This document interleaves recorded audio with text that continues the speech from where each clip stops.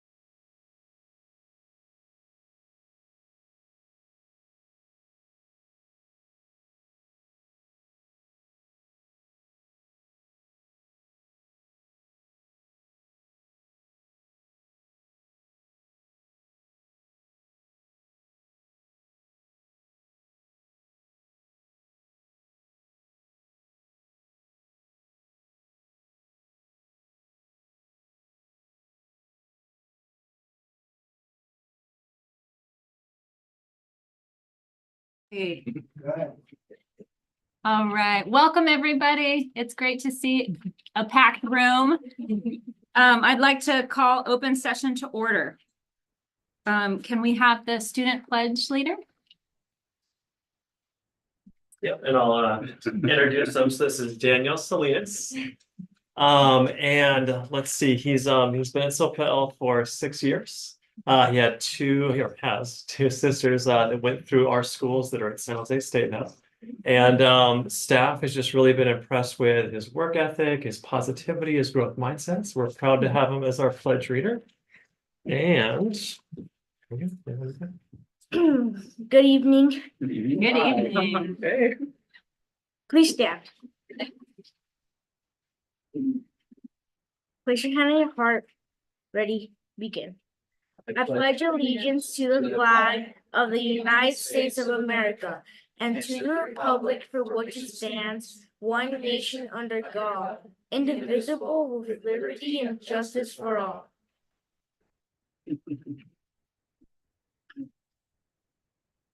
SoCal Union Elementary School District Mission Statement. Staff, students, parents, and the community. Help ensure that each child develops the skill and character necessary for lifelong achievement and a responsible citizenship in our diverse world. Thank you.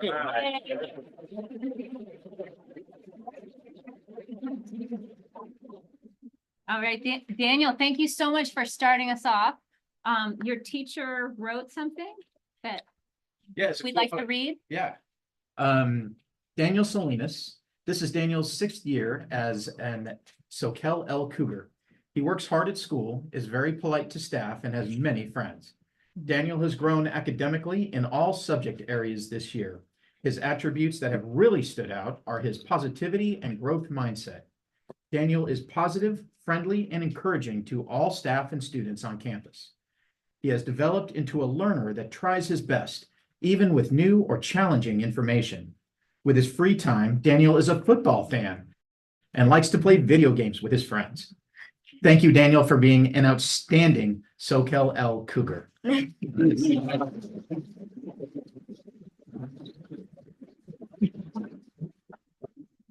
All right, we would love to ask you some questions if that's okay. Yeah. Does anybody want to start? And if you want to come, you can, we have some neat little notebooks and fidgets. If you want to come pick one, you can. All right, Daniel, your favorite football team, the Jets? Yeah. No. Raiders? No. There you go. The Chiefs, all right. You must have liked that game. Yeah.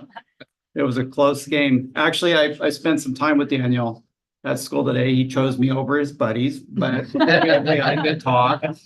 And you're great. You are positive. And besides that, you juggle chainsaws and he's got a great sense of humor too. And video games too. Yeah, we had a little talk about video games. And then after that, dodgeball. Well, I'll ask a question for you, Daniel. Thanks for being here. I heard a lot about you being positive and encouraging. What suggestions would you have for someone else if they're trying to encourage other people? What do you think makes other people feel good or gives encouragement? I feel like what you know, try to teach them, and if you make like a mistake, you learn from that, and they learn from that mistake too. So yeah, that's what I think. Thank you so much. Well, I really That's appreciate it. that. Yeah, it's great. That's like growth mindset. Yeah. For sure. I was wondering what your favorite thing about SoCal Elementary is. The people are very nice there, like the staff and the kids, like they're very nice. That's what I think. Yeah, nice. And then what are you reading? Diary of a Kid. Yeah. I'm reading that. So. Which one? 1, 30, I'm- 40? I'm on the second one right now. Nice. Cool. Nice. What do you like to game? Like, what's your favorite video game? I like Fortnite or like Madden. Oh, Madden. Nice. Nice. Very cool. Thanks, Daniel, very much. Yeah, thank you so much.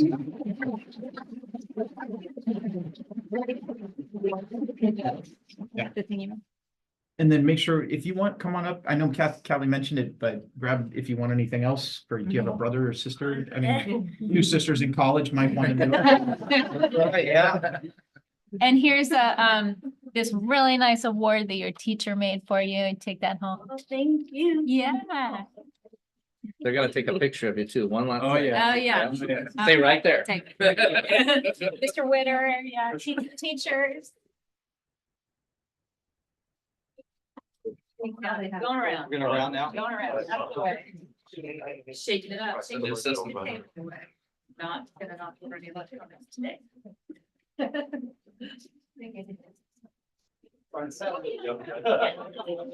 Right there on the X.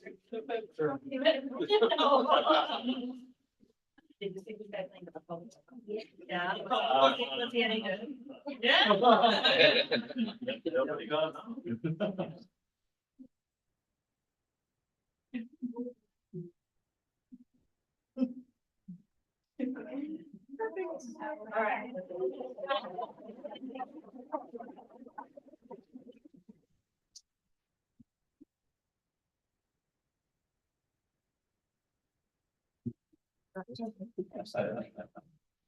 Like being on an airplane.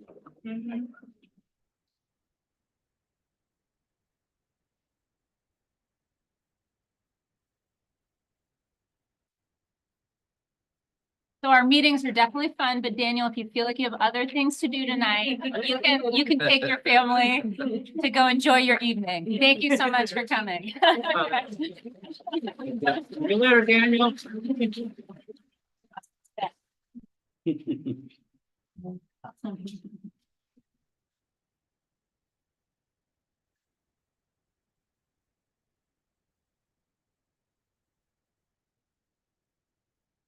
All right, may I have an adoption of the agenda? I move to adopt the agenda. A second? I'll second. All right, all in favor? Aye. All right, report out of closed session. There's nothing to report.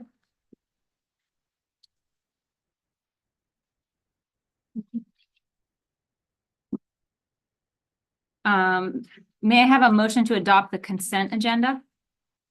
I'll make the move. Oh, Jed's got it. I'll make the motion. Okay, a second? I'll second. All right, all in favor? Aye. All right, moving on to recognitions, very exciting. We have the Santa Cruz County School B participants from our district.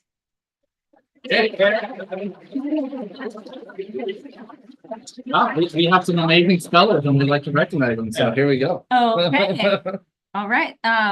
So we have some awards. We're so excited that you guys participated in that, and seeing some familiar faces, very exciting.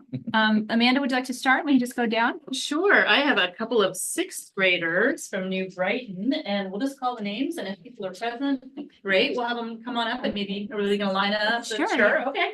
And if they're not here, well, we're all excited they participated. So I've got Gavin Jordanay and Zachary Salerno from New Brighton. All right. Well, I see one of ours over here. It's Itzy. Last board meeting pledge leader too. Right. They picked out the shirt too. Nice. That's Oh, cool wow. shirt. Oh. That is a great shirt. Congratulations. Itzy, do you want to just come? So we're all gonna take a big picture up here. We'll just bring everybody up. Used to being left here. Yeah, yeah. And you always got the coolest shoes too. Those are great. Jolene. No, I know. Where she is? There she Hi.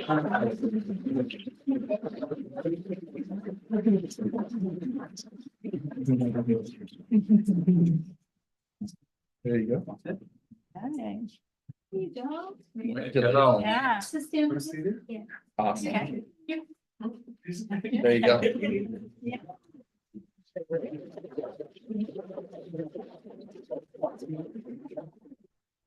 I have the pleasure to introduce Isabel Chiara Villanueva, a fifth grader.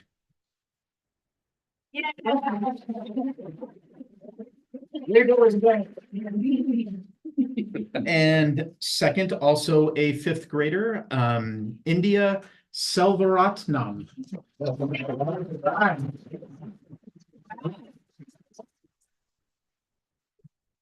Great job. All right. I've got seventh grader Zoe Coatney.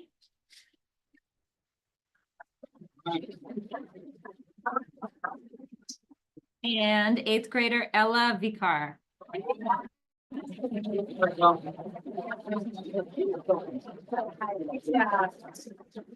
right. Can we take a photo? Is that what's Absolutely. next? Alex. Okay. Yeah, My secret chord.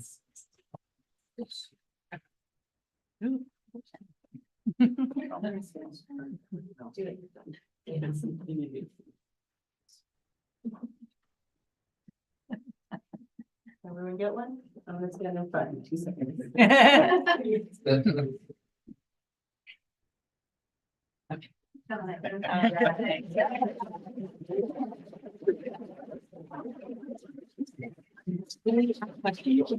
Yeah, I want to hear the hardest word. Do you guys mind if we ask any questions of the? No. All right. Sure. I'm dying to know what the words, some of the Yeah. words. Yeah. were. Yeah. Joey, what was your hardest word?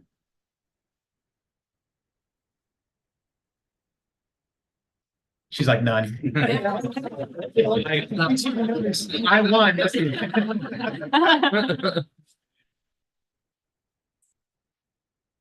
Or one of the challenging words. It's probably a long time ago. Yeah. Yeah. For us, it was like 30 seconds ago. Is it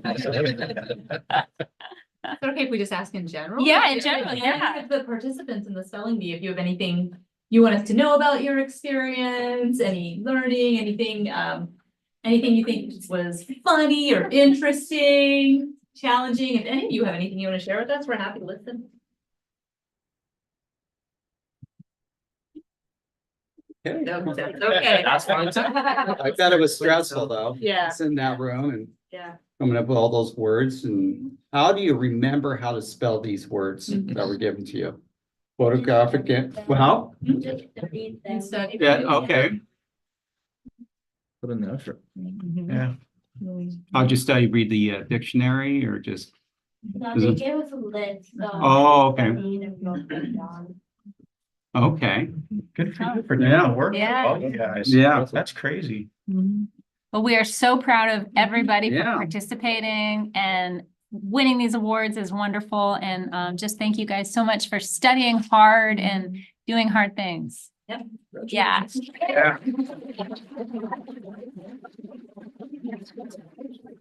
We'll see you all back here next year. All right. Again, if you have other things to do, you're very welcome to stay. But if you felt like you had other things to do, feel free to enjoy your evening.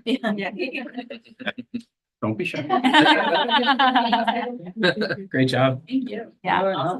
Yeah. Yeah. Great job, everybody. It's like that here. Yeah. Bye. Nice. Thanks for the help with the chairs. Yeah. Thank you. Thank you for coming.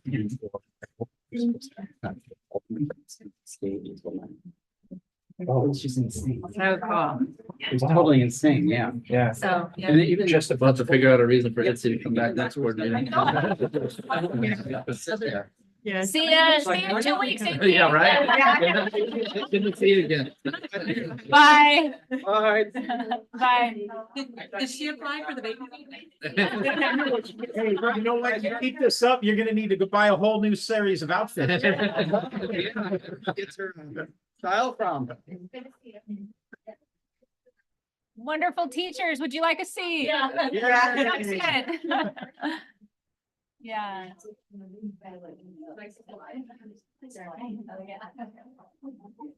All right. All right. All right. So fun. I love when the students come. That's great.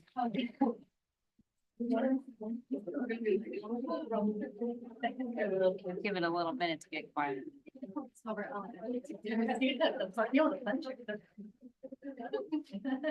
All right, welcome everybody. Thanks for sticking around. We are moving on to public hearing items. 6A, public hearing regarding the comprehensive school safety plan, part 1. So all three of these public hearings, just to kind of set them up, and then we'll go one by one. They all have a partner action item later on. And so the idea obviously is just to give extra space for a public hearing. So these important items, if anybody wants to say anything about them, there's a space now before a vote takes place. And then it'll come back later when the vote is associated with it. So the first one of these public hearing items is on the comprehensive school safety plan, part 1. Part 1 is kind of the public and open to everybody, things we put on the internet, and the different ways and strategies that we try to keep students safe at school. The way all you try to keep students safe at school. And so that'll come back later. We'll give a more thorough definition about it. But now is the time, if you'd like to make any comment, to do so.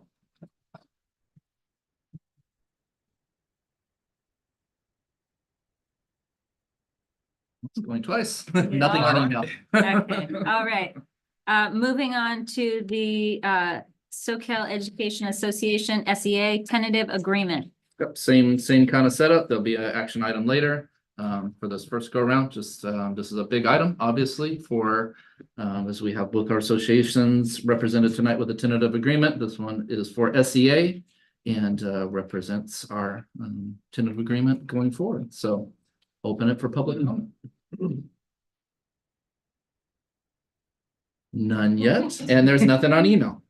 All right, number 3, public hearing for the California School Employee Association, the CSEA tentative agreement.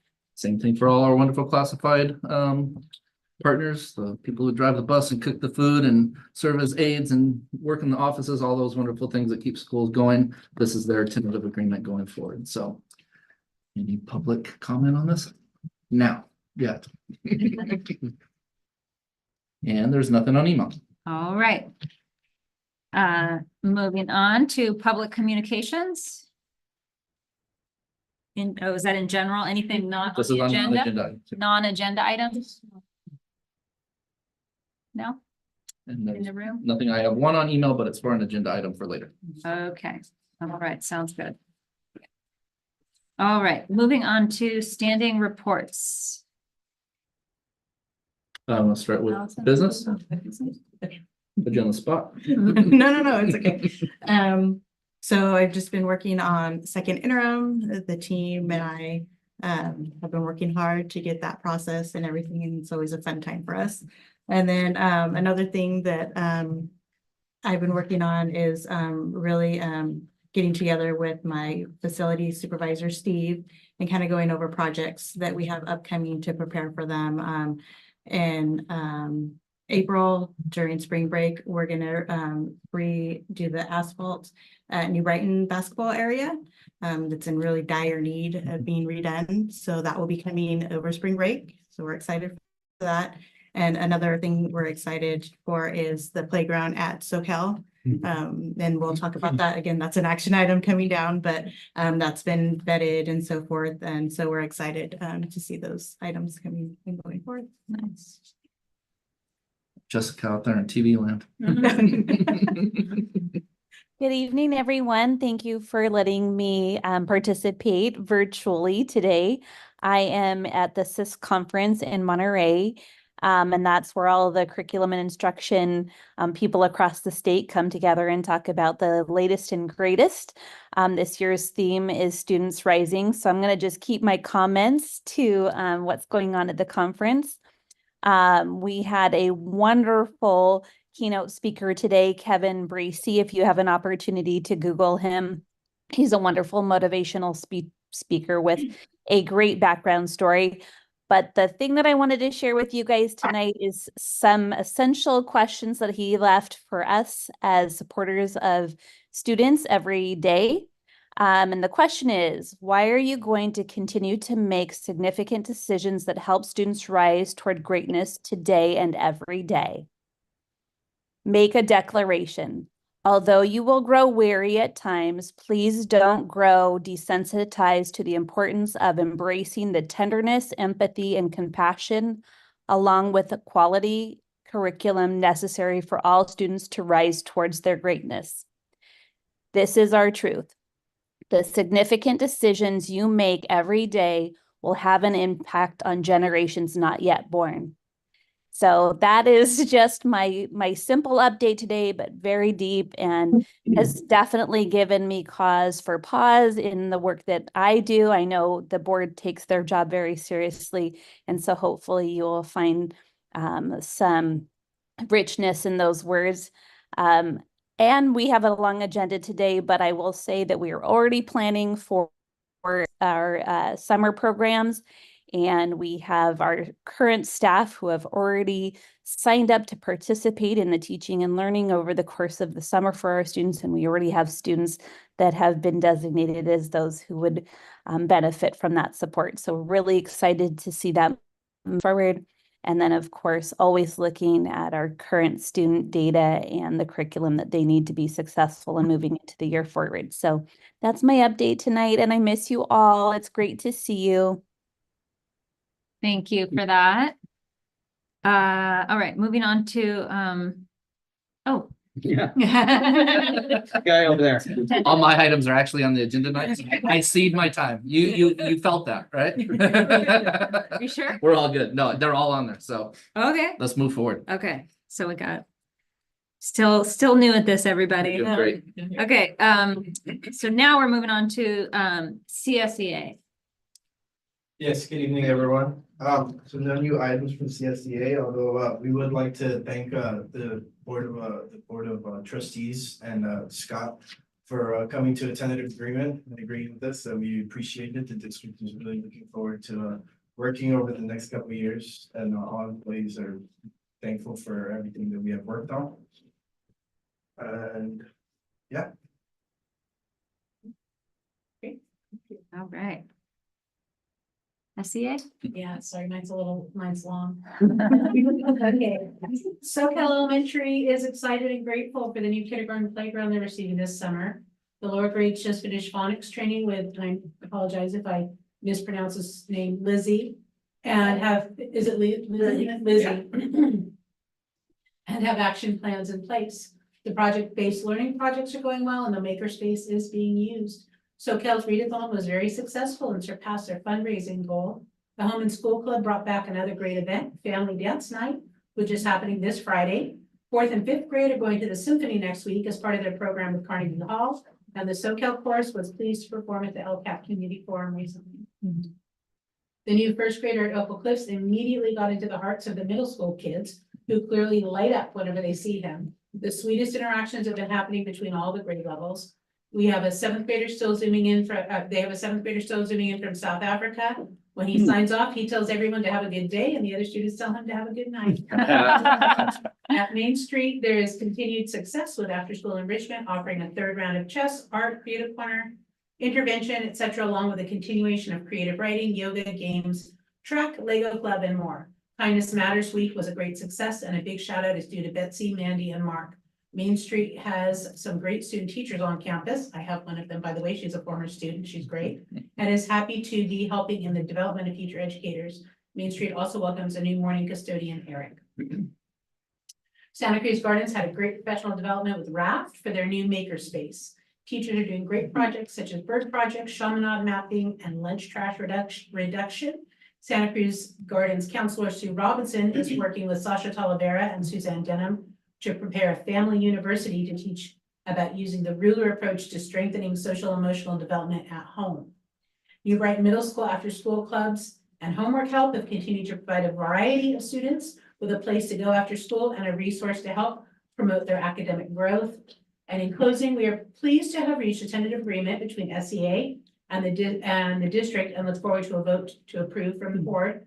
We would also like to add that CSEA and SEA held joint interviews of the candidates for the current board vacancy. Unfortunately, one candidate was out of town until later this week, but we appreciated the time and interest that both Justin Mathia and Ariel Gray gave in coming to answer our questions. We would like everyone to recognize what a gift it is to have people from the community who are so dedicated that they want to invest time, talent, and energy toward the betterment of the learning experiences of students and working conditions of staff in our district. After meeting with both candidates, the panel voted to offer a joint CSEA-SEA endorsement to Ariel Gray for the current vacancy, and we wish her the best of luck. Thanks, that's it from us. All right. Thank you for that. Items from trustees. I'm gonna start. Short and sweet. I attended the LCAP Community Forum. I know that's an agenda item later, but looking forward to talking about that. Thank you. And then, as I mentioned earlier, I'll go next. Earlier, I visited SoCal Elementary and spent a little time with Daniel, our pledge leader, and wonderful kid, great sense of humor. Very polite, very, very polite, and had a great discussion with him about video games and 49ers and the Chiefs, important stuff. And family dance night, I saw that on the billboard, whatever you call it now. And that started when my kids were in school there. Remember that? It was fun. It was a lot of fun. And this year's theme, I forgot what this year's theme is. Yeah, see, yeah. We could Problem. Yeah, let's go. Let's go. And that's it. I attended the Joint Leadership Committee, discussed a lot of great things about our community, including the field and some plans that the mayor and the city manager of Capitola have. I also went to our LCAP forum, which I thought was just terrific. You guys, everybody who attended and got a part of that put forth their best foot. It was great to attend and see all the engagement there, and not to mention our students and the band, and really cool stuff. And that was it. All right. I also attended the LCAP forum and really appreciated seeing the choir. They're just knockout, the SoCal choir. And then again, all the staff that came after a long day. Appreciate you all. Also, we had a board information session for filling the potential vacancies. So I had the chance to participate in that. All right. Moving on to presentations, information discussion items, the mid-year update of the LCAP. All right, well, thank you again. This year, there is a mid-year update to the LCAP that's required by the state of California that falls in alignment with the annual LCAP report. It is the first of this type, and so there are districts who have decided to use a different template than this one, but this one has been recommended through Document Tracking Services, which is the company that we contract with for our LCAP. And basically they design the template and we fill in the details. But this is a measure that the state of California puts in place to make sure that school districts are checking over the course of the year to make sure that students are succeeding in school and that our students are safe and that families are engaged in the process of teaching and learning. And so this year's mid-year plan probably does not look familiar to any of you since it is the first of its type. It is a truncated version of the annual plan, which is part of the 3-year plan that the board has seen before. This plan doesn't change much in terms of the content of the LCAP. The goals are the same. So goal 1 and goal 2 and goal 3 are the same as they are annually, and they're established at the onset of a 3-year period. So those are the same. What's different is the information that's contained within the metrics.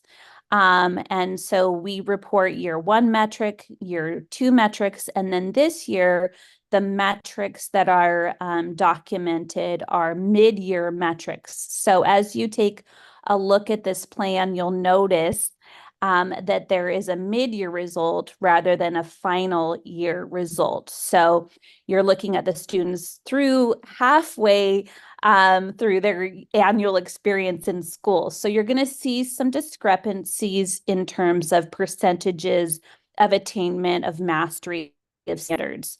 So in goal 1, several of the metrics that you'll see, and it starts on page 77 of the docket, what you'll see is there'll be some iReady metrics, there'll be some Fountas and Pinnell, which is F&P metrics, and those are mid-year results. And so what we want to see at that mid-year time is that students are making progress towards mastery at the end of the year. But should we see 100% in that section? We shouldn't see 100% in that section necessarily, because if all students had mastered their skills halfway through the year, they wouldn't really maybe need to be in the grade that they're in. So that's just kind of some background about kind of how the metrics might look. And so I don't want you to be scared. This is something that's not scary. It's information that we use. It's information that the district uses, but also our school district data teams use to decide, well, what's our instruction going to be next? What do we need to do in terms of intervention? What do we need to provide in terms of additional curriculum? And we can see in also a segment of this report is where we have extra money to spend, where maybe some of the goals have not yet been met. And so in addition to current metrics in this plan, you'll be able to see, well, this is how much money we thought we would spend. This is how much money we budgeted. And this is how much money we've actually spent to date this year to attain those specific goals. So you'll see in a number of areas where we've underspent our budget. And actually, that's a great thing. There's a variety of reasons that we can underspend a budget. And I'll give an example. In goal 2, we had always hoped to have a teacher on special assignment that would be really focused on English learners, and we were not able to find a viable candidate during that time. So we had estimated the cost of that person would be about $109,000, but without finding someone to fill that position, that's money that we still have available. There are other places in the document where you'll be able to see that there was money that was kind of budgeted towards professional development specifically, and there was no funds that were expended for those. And that's mostly because we have extraordinary partnerships with the state of California, with the Santa Clara County Office of Education and of our Santa Cruz County Office of Education, who have offered all of their professional development, direct professional development to us for no cost. So we have really been trying to preserve as many funds as possible. And so I don't also want the board to be concerned that money hasn't been spent where it was initially budgeted. That holds us in good stead as we look to a year where the budget forecast is less good than it has been. So it's just an overview for the board and for the community at large to date as to where we stand in terms of the LCAP. Our district is very fortunate. We do an LCAP bite every single board meeting. So many of these areas, in fact, every time I bring an LCAP bite to the board, it is in one of these areas. And so none of them should be a surprise necessarily. But we are very fortunate because all of this is something that we have created in the fiber of our work. So while it's mandated by the state of California at this time to do a mid-year report, it is something that we do on a weekly basis and do provide to the board every other week. So that is just an update. It is a report that does not need to be approved by the board, but it does need to be presented to the board so that the board understands transparently where our students are at and where our budget is in terms of solvency or non-solvent mid-year. So that is kind of the general overview. I'm happy to answer questions of the board that they might have. I know this document is long, but it's shorter than the LCAP. So if you have questions at this time, please ask them. Questions? it's a lot of information to unpack. I appreciate you going through it and explaining the budget part. That helped, that went a long way too. So we've gone through 2 iReady assessments already, out of 3, right? We had 3 total iReady assessments, and this is we've gone through 2. At the elementary school level, there are 3. At the middle school, there are 2. And that's because we reduced by 1 last year because the CASP testing for the middle school specifically takes so many days that they were really in what I would view as maybe not test exhaustion, but maybe test ambivalence at some point because it's just a lot of assessment to have happen at the end. So just to answer your question more briefly, there have been 2 so far for the elementary and 1 so far for the middle school, and the 3rd for the middle school is coming up next, the week after next. Great. I know it's hard to compare iReady versus the system we've used in the past, but I mean, the numbers certainly look encouraging. You know, I mean, it's a good report. Thank you. I have a question, just about the general idea of doing a new mid-year report that was mandated by the state. And we have a colleague on a different Board of Education in our county who is laser focused on this idea. And it's a good idea that oftentimes administrators, especially in smaller school districts, get maybe overburdened with some of the reporting measures that the state requires. And I'm curious if there's anything you think we need to know around this requirement. Was it a useful tool for you? Obviously, we're an engaged board and we have really good practices, like you said, having the LCAP bite. So none of this is news to us. We hear about our LCAP and our progress on our LCAP at every meeting. But I am just curious in general, like, is this something the state is mandating that is a lot of extra work, or is it a useful tool? And forgive me if that's a terrible question. Well, a terrible question is a matter of perspective. So we'll leave it at that. But I will say, in honesty, I think that, in a district like ours, there is, really 2 people that work in the Ed Services department. And so that makes things a little bit different for us than larger districts. And we have some really strong mechanisms already in place. The LCAP bite that was put in place before I was present in Ed Services was a really great practice. So it does keep us on top of our game. I don't know that all districts do that. I don't know that all districts have the kind of systems in place for accountability that we do. And so I think that the state probably is more focused on districts that may have different practices than ours. So that said, I understand the importance of trying to hold accountability as a stronghold to financial, obligation. But I will also say that, in my AXA work, and I think the board knows that I have advocacy work, we have advocated for less of this kind of reporting. I'd like to be in classrooms more. I'd like to be with teachers more. That is where my happy space is, and a space that I think that all curriculum instruction leaders should be. So, that's my feeling about it. And I know you haven't asked for my personal opinion, but that is my personal opinion. Thank you.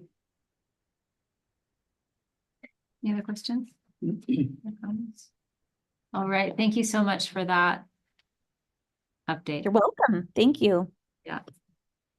All right, moving on to 9B 2024 LCAP Community Forum Reflection. Oh, questions from the audience? Sorry. Okay. Oh, yeah. Exciting.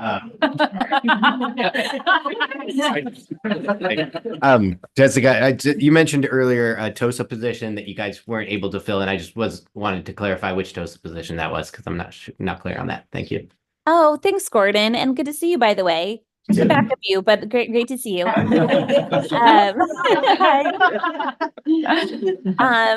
We had a EL TOSA position that was vacated when our former ELD TOSA left to take some work at the county. And so we have held that position open since she left, and that's the position I'm referring to.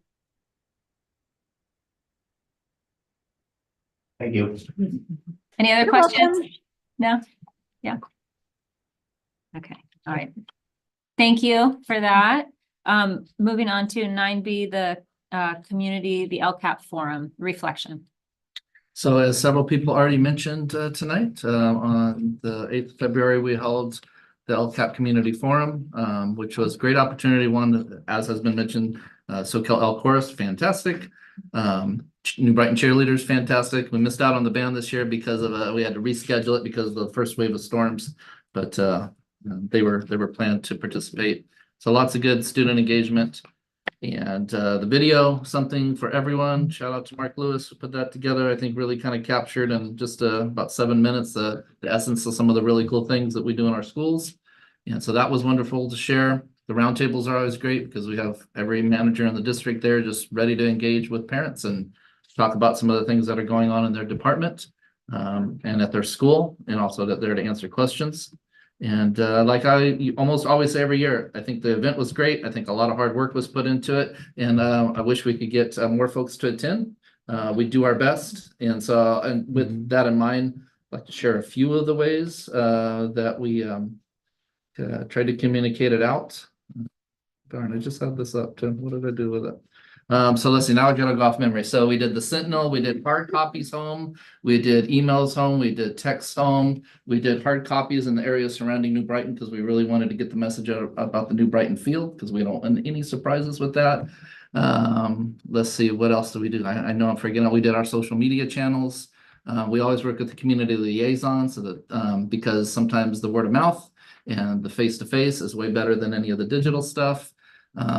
There's others I'm forgetting. You did a video message. We did a video message. So as cool. well. Anybody wanted to hear me? Yeah. That was cool. Yep. Yeah. Oh, did it have it up? I didn't even remember to check this year. Thank you. Thank you for that. So, yeah. So, it went out in principal newsletters. I hope that some of you shared it with your parents to say, come on out. So every year we'll keep trying to get them out there. But like horse to water, we're going to put out good water. We're hoping more horses come next time. That's all for me. All right. Any questions or comments from the board? I mean, same as really what Scott said, but staff put a lot of work into it. The video was amazing. The choir and the cheer team were awesome. I think a lot of really great information was there and available, and a lot of outreach was done. Attendance could have been affected by the fact that it was changed. So other people, may have already had something in the calendar for the day we had to change it to, but we had to change it. That was a weather event, Yep. right? You don't go having a whole choir full of kids coming in if we're expecting a terrible storm. So, so thank you, Scott, and thank you to the staff and everyone who came out and supported the event. And thanks for continuing on. We're just gonna keep on That's right. building and improving and really working so hard to get as much input from as many people as possible. Some of the suggestions were to have the kids sing at the end, and I just thought that sounds good in theory, but that may be a mutiny. Make the parents stay. So I'm gonna jump on some of your ideas. I really agree. There was a lot of great outreach. I loved the video message. That was so creative. The teachers, I really enjoy that evening because I feel like it's a chance for me to, ask my own questions as a parent, to the people that are running the show. So I feel like it's a great night. Saying that, I do wonder if, perhaps there's a different way to do that, try to accomplish that, to reach the community. There really isn't, there's not as many parents as I would like. And I think we really did an amazing effort to try to get people to come. But maybe if we just pull back a little and say, well, why aren't people coming?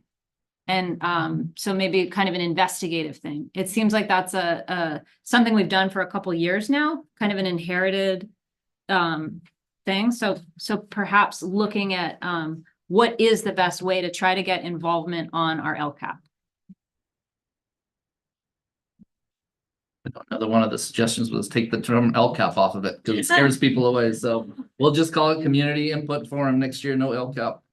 Something friendly and fun. Yeah. We try to make all the flyers and everything friendly and fun and just tag on LCAP because we do want the LCAP input, but we'll just take LCAP right off. Other ideas or comments? We do virtual. I mean, is that Oh, an I don't option know. of doing it virtual or having people tune in virtually? I don't know how they'd ask questions or anything, but Yeah, there's breakout rooms and everything for sure. Yeah, I mean, that's definitely an option. I always think there's value in face to face. Yeah, so yeah. if transportation or the commute Yeah, is yeah. something, I mean, not everybody lives 5 minutes away, maybe, Yep. that Yep, was a yep. factor. I know kids have sports during that time and there's a lot of different things going on too, so maybe Absolutely. there's a way to put that on YouTube or something Mhm. and have then people able to watch it, maybe comment afterwards. Yeah. In case they couldn't make it for their kids or something.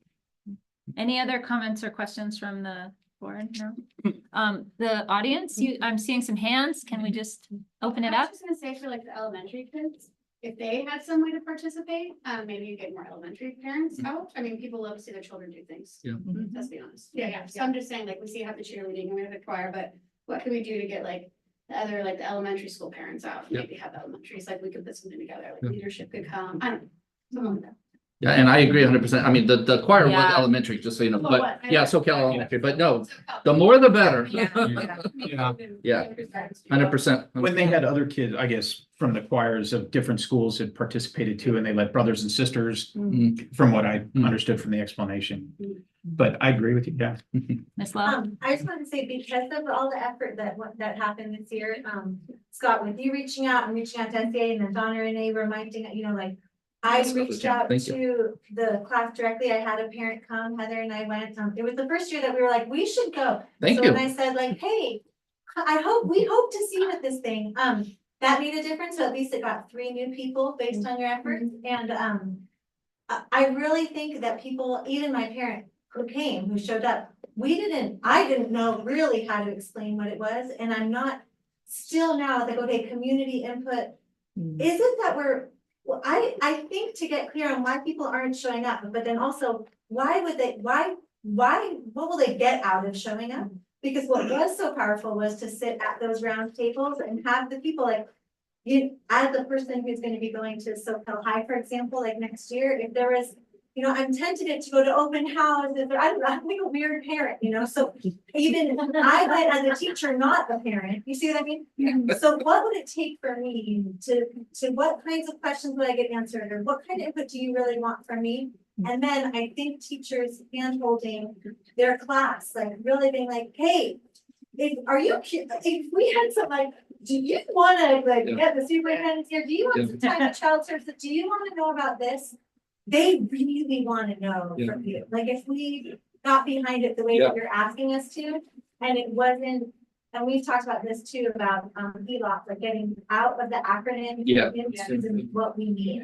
I think that would go a long way, but I just really wanna say, good job, it did work, and now we just magnify. Just keep what building on that. Yeah. Yeah. Yeah. Money and food is one of the 2 of the things we try to get out there. 2 of the things that usually interest. Food is huge. Well, I was talking about Amanda Timar's, food program, because she puts out a really good spread that night, and parents are usually very interested in what their kids are eating. So, but that kind of stuff, getting that down to the parent level is good. Yeah. My only suggestion is childcare at the event, because I do think a lot of those choir parents maybe would have stuck around if their kids were starting to get the zoomies around the PAC. So if they're like, oh, now you can go play this game outside, and there's like some staff to run it, then the parents would be like, oh, I can actually know my kids are safe, they're outside playing, and I can actually contribute to the conversation. I think they all felt like, oh my goodness, we gotta get out of here. So.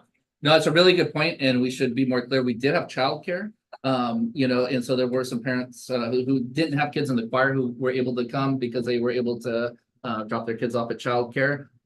maybe being more explicit about getting that word to the parents of the choir singers would have been helpful.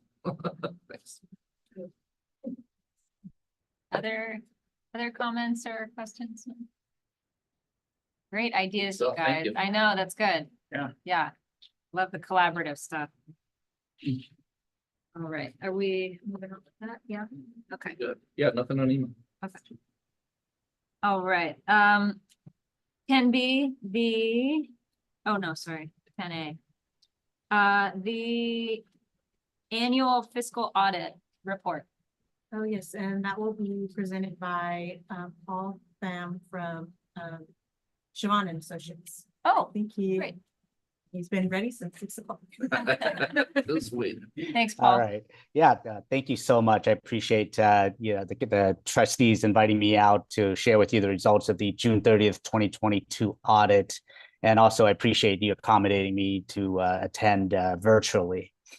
So what I'd like to do is I'd like to start out just give a brief introduction in terms of audit standards and whatnot, just to give you a background on how we do our audits. And then I'll go over some of the key financial numbers for the year. And in the end, I will go over the audit results and open it up for any questions that you might have. So the American Institute of Certified Public Accountants, they issue statements on auditing standards that we utilize in our audit.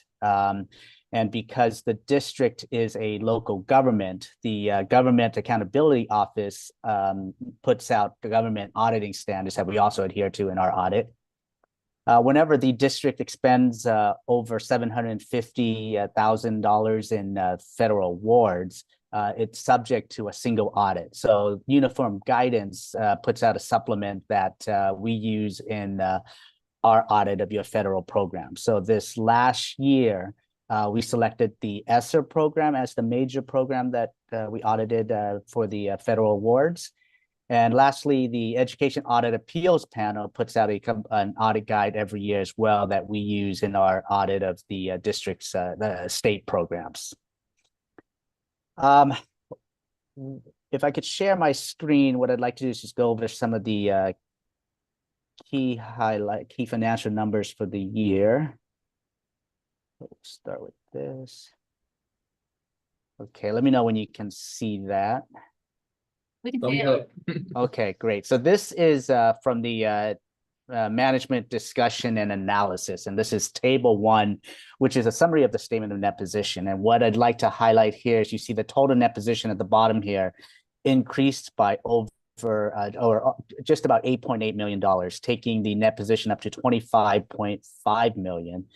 And so some of the key things here you'll notice is that your current assets went up quite a bit, just under $6.8 million.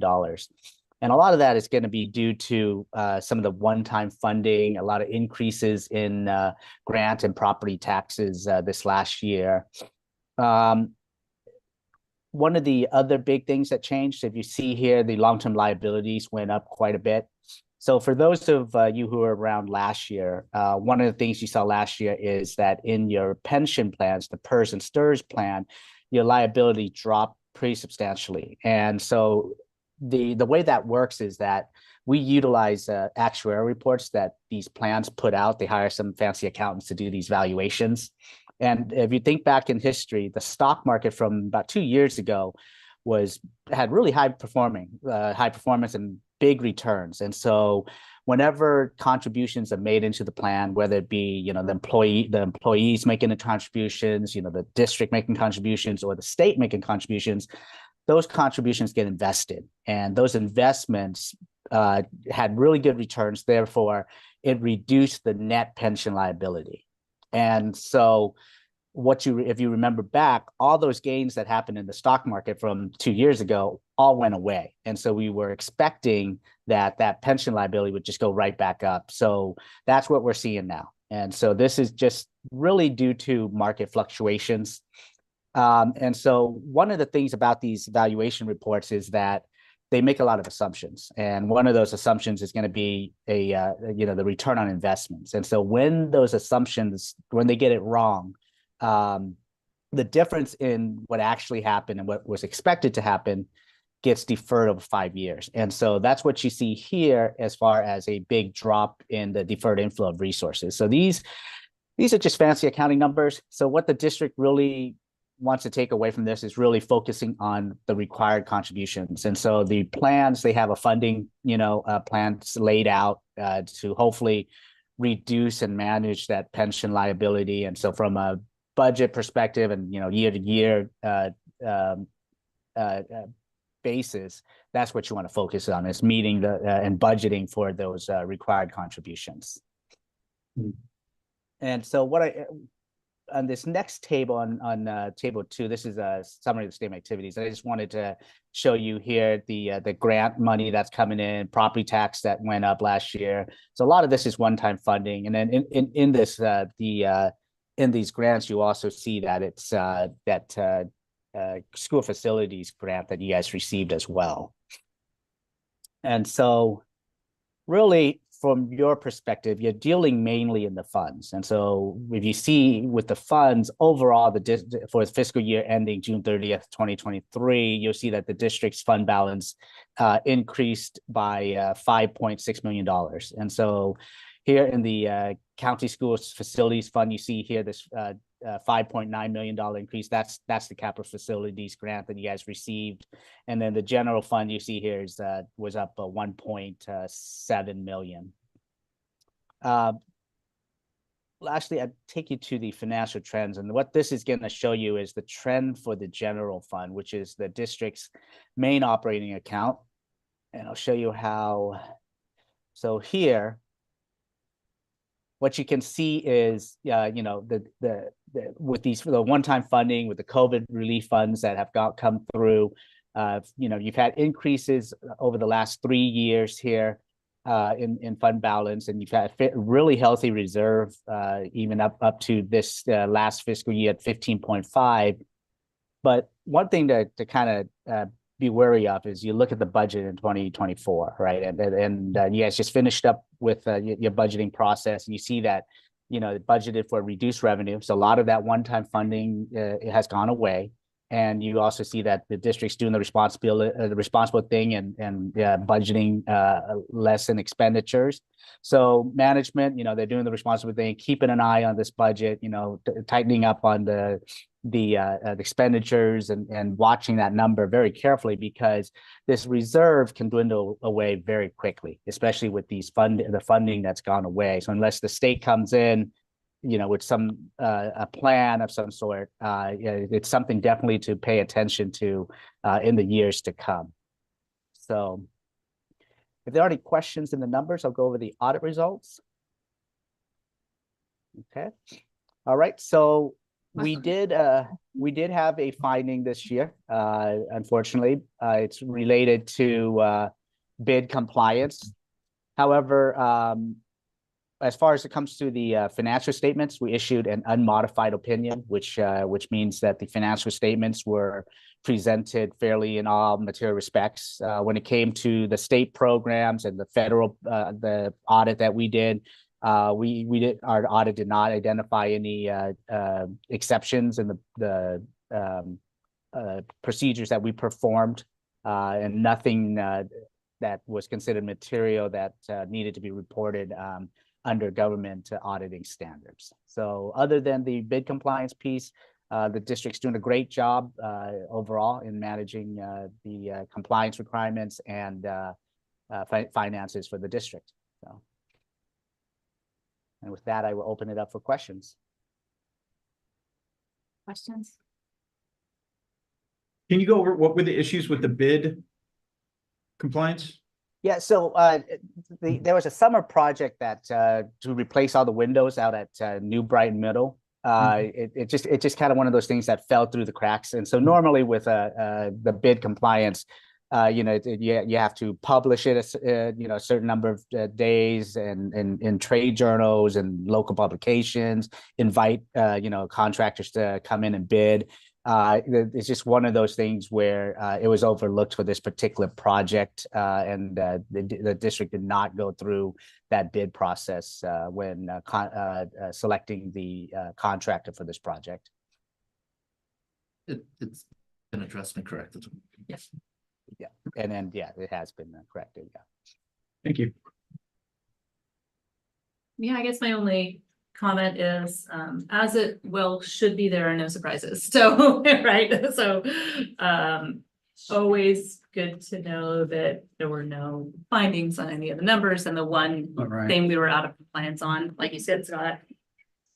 We found out about it, we know about it, it's been fixed. So, thank you for the report. Yes. Right. Thank you. Yeah, thank you Thank you. for your report. You're welcome. All right. It's great that to have an audit company to come and affirm that we're doing good numbers. That's great. Checks and balances. Yeah. And I'll just say I appreciate you guys every week or every couple of weeks letting us know what's going on. A lot of these things, they don't come as a surprise. You know, I feel like, Job number one. Yeah. no, I mean, I feel like I'm informed and understand what's going on. So I appreciate what you guys are doing. Thank you. All right. All right, thanks, everybody. Moving on to, It's the action. oh, No. oh, Action? yeah. Good Yeah. question. Oh, yeah. Oh, any questions? Oh, any questions from the audience? Nothing on email. All right. Is this a group? It's just a regular action, item, not a resolution. May I have a motion to, may I have a motion? I'll make the motion. I'll second. To have pizza. There we go. I'll make motion to accept our annual fiscal audit for 22-23. Do I have a second? I'll second it. Okay, all in favor? Aye. Any opposed? Okay, all right. Paul. Thank you, Paul. All right, thank you. All right, moving on to 10B, consider approval of the comprehensive school safety plan, part 1. All right, so school safety, nothing more important than school safety, something everybody can agree on regardless of where your opinions lie. And I will just say before we dive into the components of this plan, which is required by law of all school districts to pass before March 1st. A couple of things to keep in mind. One, as a smaller district, we pass one comprehensive school safety plan, part 1 as a district. In larger districts, each school has to pass one or get one approved by the board. So just kind of keep that in mind due to the size of our district. And also the fact that although this is a comprehensive school safety plan, there is no way we could capture everything that we do for school safety in one fell swoop here. Just as one item, as you know, we've implemented across all of our schools, most of the schools in the county, a new standard command response for schools. Poster back on the wall, talks about evacuation, reverse evacuation, all checks, all that stuff. And so there's many components that we talk about every week for school safety. And this is just kind of one big broad overview of some of the things we do to try to create safety for our students and also to create welcoming environments. It's intended to be comprehensive, but it's definitely not exhaustive. So with all that out of the way, I will say in this 33-page plan, a lot of it is what we call like standard issue. That's part of the plan that every school and school district pass. So I'm not going to focus on those areas for the sake of time. I'm going to focus on the areas where we really do input. And so that will begin, if we're looking at docket pages, on page 218 of the docket. 216, my bad. So when we talk about school safety, we're going to talk in just a few minutes about some of the main strategies across the district that are implemented. But we want to start with data so we can see how we're doing. Right. And I usually try to like boil things down to some simple language and then we can dig deeper way past that. But some of the data that we use are suspension rates, chronic absenteeism, and the California Healthy Kids Survey. Being that if we're running safe, connected schools, we're likely to see fewer suspensions, we're likely to see less chronic absenteeism, and we're likely to see good results, the kind of results we want to see in the California Healthy Kids Survey. So let's start with suspension rates. In my very simplistic language, suspension rates are great, right? You can see that we've been hovering right around 1%.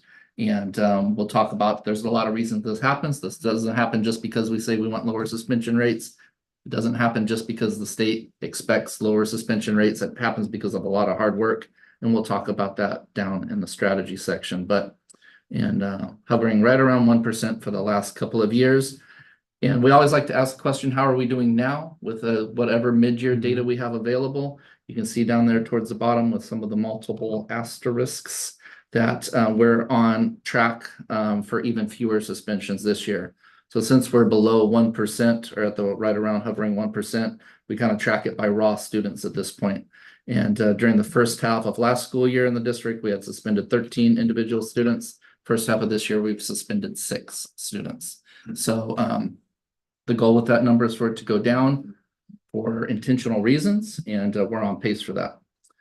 So if I have to be fair, using my simplistic language, chronic absenteeism last year was bad. So to start, but there's lots of reasons for that, right? So you can see we're at 30.7%, and nobody wants to see students missing that much school.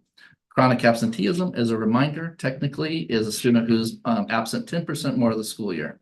So in a 180-day school year, how many days is that? 18 days, right? So there's 30% of our students had 18 or more absences last year, which is too many. And so that's just the short of it. I think we could all agree the last couple of years have been unique years, and there's kind of this overlay of if you're sick, stay home, right? But we also want students to come to school when they're not sick. I think this year has been it's not perfect, but it's been a cleaner path to walk with that. Last couple of years have been a little harder on that area. So the message of stay home if you're sick, but we want you at school more often. I think some of that is baked into those chronic absenteeism numbers.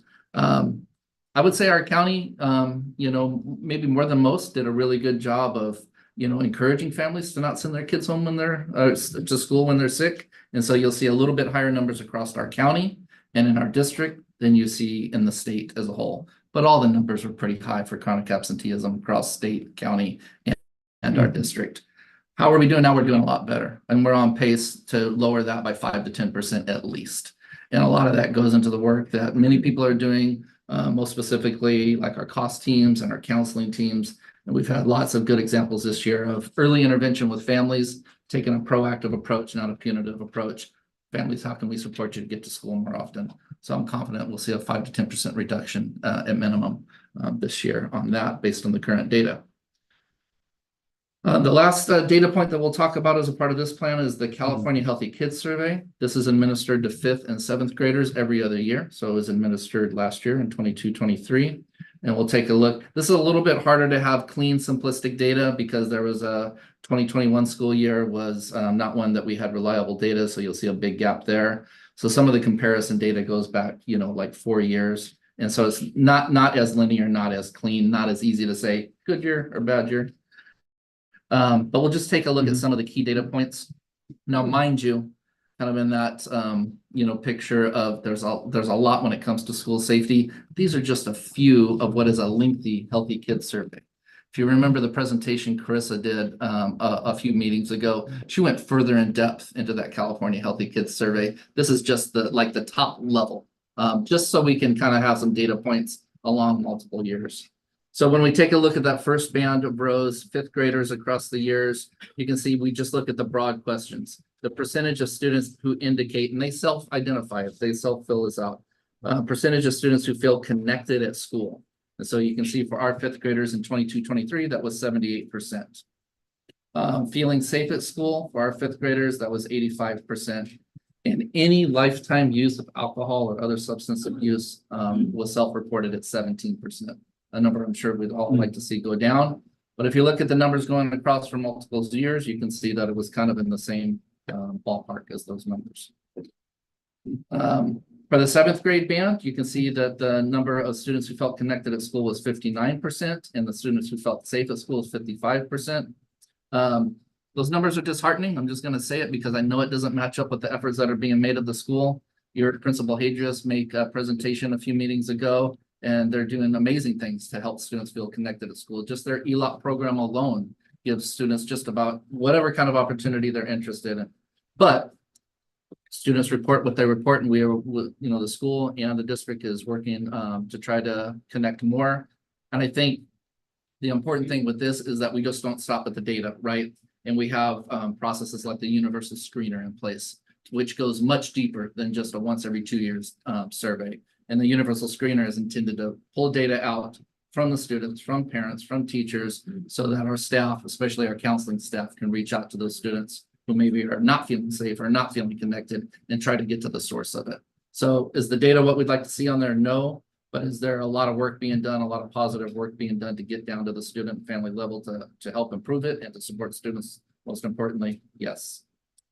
And then finally, on the California Healthy Kids Survey, you can see that 2% of students self-reported any alcohol or drug abuse during that particular school year. So that's some of the data we look at. It's not comprehensive. It's just some data points that we can point to and kind of look at over the years. How are things looking? I'm going to bring your attention now to page 218, about a third of the way down. You'll see the strategies start to be listed. Again, this is not an exhaustive list of strategies that are used to support students at our schools. They're a representative sample. And some of these have been over many years. And then after a while, sometimes we'll drop them off once they've kind of become institutionalized. And so that first strategy is around internet safety.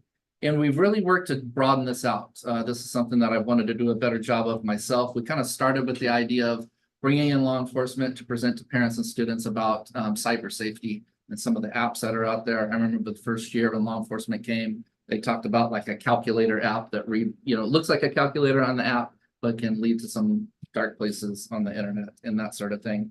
And that's one element of it, but we've broadened that out. We need to do better on that. Just one example is what New Brighton did this year with the community pop-up. And you can see in there some of the community agencies that were connected and engaged with.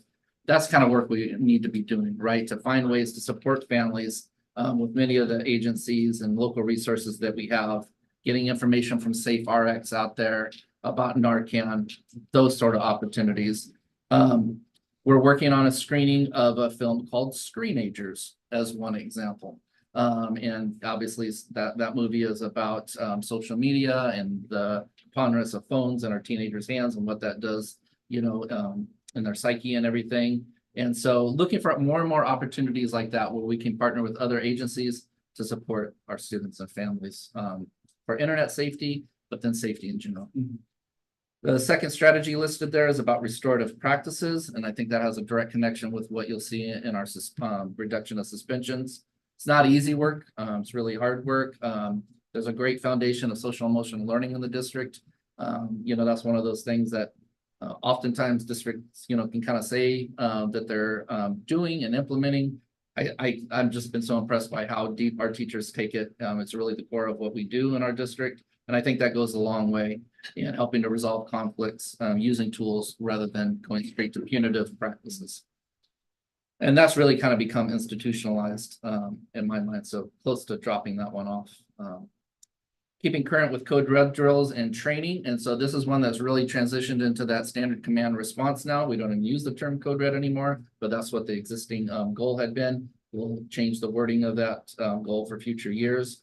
But that's something as we implemented the new program, thank you back there.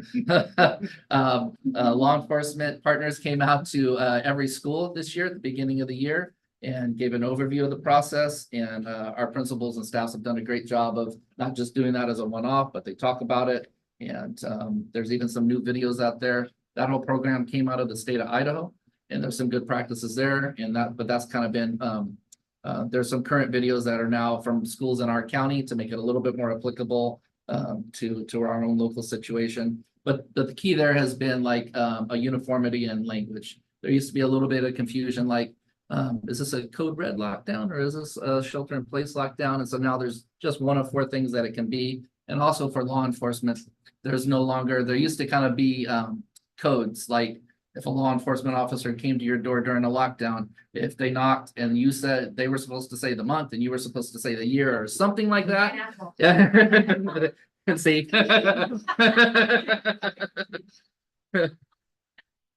And even law enforcement would say, we don't know what we're supposed to do at which school, right? And so this strips all of that away and really kind of takes down to a more simple level. Sorry, can I Yeah. So we had one recently at our school. And we kind of all put on this like giant poster. We were all supposed to like make room in our school for, but then we had it and all of us went to the poster. We were just like, thank you for saying that so much. we went to the poster like, Kids, it's fine. Okay. Thank you, because I know lost space is a premium. Like, we all joked that like went to the posters that we were like, where do we find them? They were like, where to find room? And so, and now we put them in our sub binders and our like our emergency binders and all that. But it was just like, that was our go-to. We were like, I don't, stay with it. Okay. It's fine. We're not even in the ride yet. Going down the road. You made my night. Thank you. Let's see, and then so threat assessment is strategy 4. This has been something that's been continuous improvement in our county and in our district, and so there's been updates to the threat assessment protocols that the whole county uses. And this is, when you get something, there can be, something that one student says to another, or something a student puts on social media, and just having those practices where the administration and the team at the school can identify that threat as either transient or substantive, and how to go about then engaging with law enforcement, depending on where it falls. We have our incident command systems, and so that's responding. We've been referencing back this year a lot to the unfortunate incident that happened the first day of school in New Brighton with the voicemail bomb threat. But even though it was an unfortunate incident, kudos to New Brighton and the whole staff there for the way they rose to the occasion and gave us kind of some instant data to see things we could do better and things that are already going great. And so that's that whole system, that it's not just figure it out as you go. If you recall, like the principal was actually over at the church. She was the incident command leader, and that's kind of purposeful, is where there's a not a wide span of control, because no one person in those kind of situations can do everything. So the principal has a very tight span of control. They work with law enforcement and then delegate other roles out. And so that's incident command system, a very complex system, and 45 seconds or less, but we talk about it all the time. We work on it. A few of us from the district office went to an incident command academy through the County Office of Education, led by law enforcement. So we're always trying to do better in that and learn more about it. Strategy 6 is updating each of our schools' anti-bullying plans. So you'll see those in big posters at each school, and you'll see them on our websites. And that's just something we do annually. This one's not required by Ed Code or by law. We just think it's smart to have something front and center that says we take bullying seriously. These are some of the strategies at our school that we use to combat it. There's a standard definition of bullying, because that term gets bandied about a lot, right? So we kind of have that standard definition of what bullying is, and then all the great strategies that are in place at every school to help combat it. And then finally, strategy 7 is that physical safety one. And when folks kind of from, lay people think about school safety, it's kind of the first thing they think about is fencing and, cameras and that sort of thing. So we always like to say, like, we try to work from the inside out. Every survey we've ever done, every conversation I've always had has always, like, for example, prioritized counseling over fences. That's not to say that the hard stuff isn't important, right? We just try to put it in its proper place. And so some of the things we've been doing over the years is trying to add a little bit of fencing wherever there's like extra openings, especially over at New Brighton. But a couple of our elementary schools, we have some spots identified to add some additional fencing so that there's, more of just one place where folks can come in and out, unless it's at a time of dismissal or something. And then also adding cameras. So we started at New Brighton, and then we went to Soquel this year at Main Street. Next year at Santa Cruz Gardens is the plan to add our last set of security cameras. And those are just helpful to as a deterrent, and also when there is an unfortunate incident, to be able to get some hard data. So those are 7 strategies. Again, they're not exhaustive. They're intended to be comprehensive of what's taking place, but definitely not exhaustive. So see if there's any questions about that. All right. Yeah, thanks for that. Any questions? Or comments? Yeah, jump in. Go ahead. Oh, I was just gonna say with strategy 7, I know at our last meeting, we talked about exploring the possibility for a bond, and if there are any major expenditures that are associated with school safety, if that's something to consider as the team is thinking about our needs. That's a great idea. Thank you for that. Mm-hmm. Yeah, I just had a question. I found it ironic that we're doing a comprehensive school safety plan, and 55%, which I thought was an incredibly high number of our 7th graders, felt unsafe at school, and I know it's just a statistic. That would have been 45%, but I hear what you're saying, right? 55 said they felt safe. Right. Either way, the numbers, to me, it doesn't match, but that's what the students self-reported, and so that's what we have. And I agree. I Yeah, mean, yeah. I've had kids go through the school, they've never told me they felt unsafe here, and that's why it seems like a really shocking number that 55, that many kids would say that. I mean, did we identify why they feel unsafe? Is it because of they're reading the news about school shooting? I mean, what? I think, that could be conjecture, obviously, Right, there's lots of things and, I mean, coming out of COVID, students have a different way of looking at schools after being home for a year and all that sort of information. And it's hard because there's not county-wide data that we can access for the last year or statewide data. That would be helpful to put it into some kind of context to see if those, are across those, those kind of groups. But again, I think, to answer your question, the bigger issue is all the other things we do, like the universal screener, to try to get to the heart of individual students and families and how we can make them feel safer. Because sometimes it may be part school, sometimes it may be part of something they're going through in their own life that they need support with. So there's no easy answers, but I think not stopping with the California Healthy Kids Survey and having other things in place is the main place to start. Do we have any system to have them do something,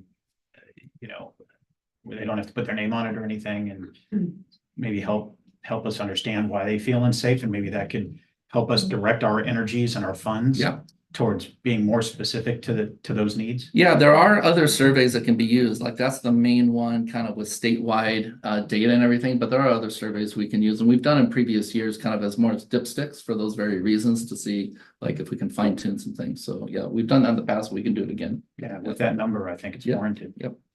That number actually grabbed me too, and it's been kind of in my head as I read the whole safety plans for the schools.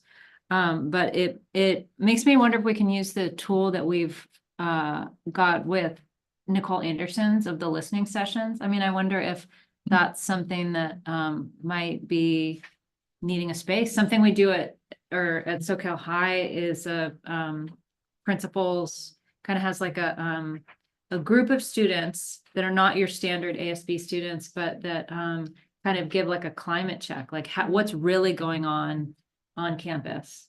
And it's any buys pizza, and seems like a good way to do it. But I agree that number doesn't feel good, at 45% of seventh graders. Like, what does that mean? I want to know more. I agree with you, and I think I had my own conjecture, and maybe some of that is, trying to look at things with rose-colored glasses. I'm not sure, but it made me wonder, getting behind the why of it. What are some of the social emotional tools that we have in place that are really well established? Is that actually helping kids answer this question more honestly in a way that they weren't answering it back in 2014, 2015, where 81% said they feel safe at school? Right? Is it really a big difference in what percentage of students? Yeah. Like, what's their definition of feeling safe? Are they, again, I'm just guessing here, so that means what it means, but I wonder if again, their definition of safety, their ability to actually feel really open and safe, expressing the truth. I mean, it's not, it doesn't feel like an accurate number, but yeah, we need more information.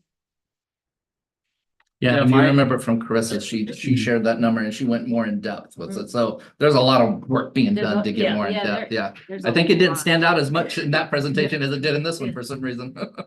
But I will say the drug and alcohol was at 3%, I think that's a great number. Yeah. I mean, you kind of have feeling safe, but nobody's doing drugs. Well, these are the same group of kids that are being tested, right? First and fifth grade, and then they go into seventh grade and they're tested as well. Yeah, except that there's that 1 year that was off because of COVID.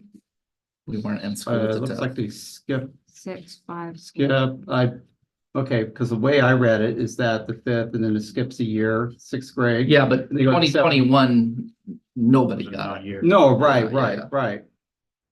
Yeah, So I was just always wondering, why, at you feel less safe in seventh grade than fifth grade. And then also around, what period do you do the test? Did something tragic happen? And do they feel unsafe because of the tragic situation?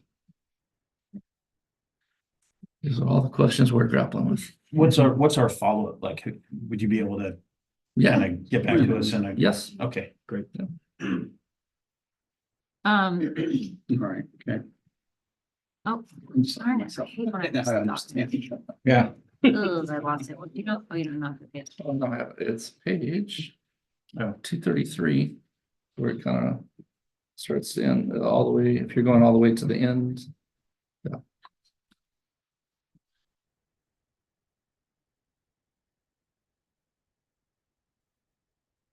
.244, you're going to the end of the plan. Okay. Sorry, my docket jumped around. It's okay. While you're doing that, do you want to see if there's any comments? Yeah, Oh, he's so bad. take your time, take your time. It come up recently in the 5th grade, there's a parent who really is feeling strongly about the need for guidance at an earlier level for smartphones and the technology and the things that the kids are getting into. Now they're watching all the different apps and I explained that New Brighton has done different things in different community forums. And I know that we tackle it in our own classrooms through digital citizenship and these types of things, but what I think would be incredibly powerful is not adults talking to kids or law enforcement talking to kids or even teachers talking to kids, but cool high schoolers who are like, hey, you know what, there's a way to avoid all of this bullshit and like teach, getting a new wave of kids who are like, actually no, because we understand some cool teenager taught me that they're trying to get me into this whole thing. And so there are, this one parent had researched an organization out of LA that would go into schools at thousands of dollars. I told her, hey, first go to Palms, go to Main Street, go to the students, like, but because you're bringing up the safety and I have to still be here. It might be great to add this to the docket of research for how can we pull and who are those teenagers who have left unscathed or who went down and then came up the other end. Because I think your 2015 idea of what changed, well, social media has gone 10 years, and now the access.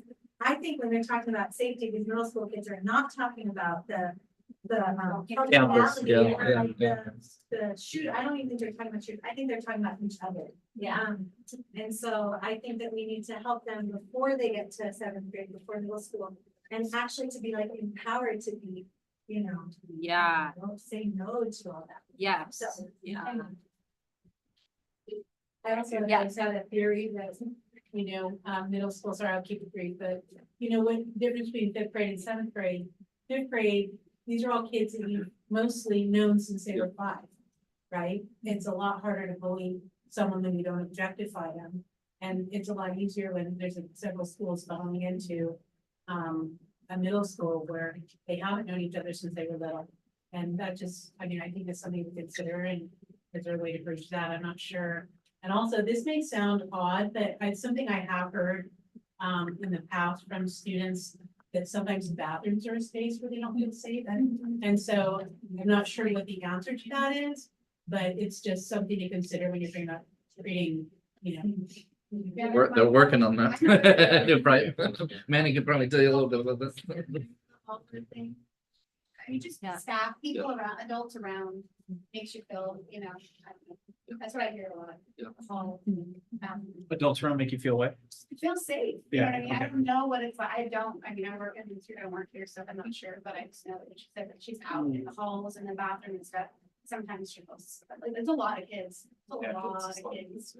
Yeah, I mean, first kids coming from such a small environment to such a large environment, like it's a big change. You can't put cameras in bathrooms. So that's like, yeah. Maybe it's about presence. Seeing Dolmo or seeing, like bouncing around, it makes you feel like there's somebody that I can go to. Yeah. I think that was I'd like to add. adult presence. There you go. I followed up. Manny's gonna take care of it.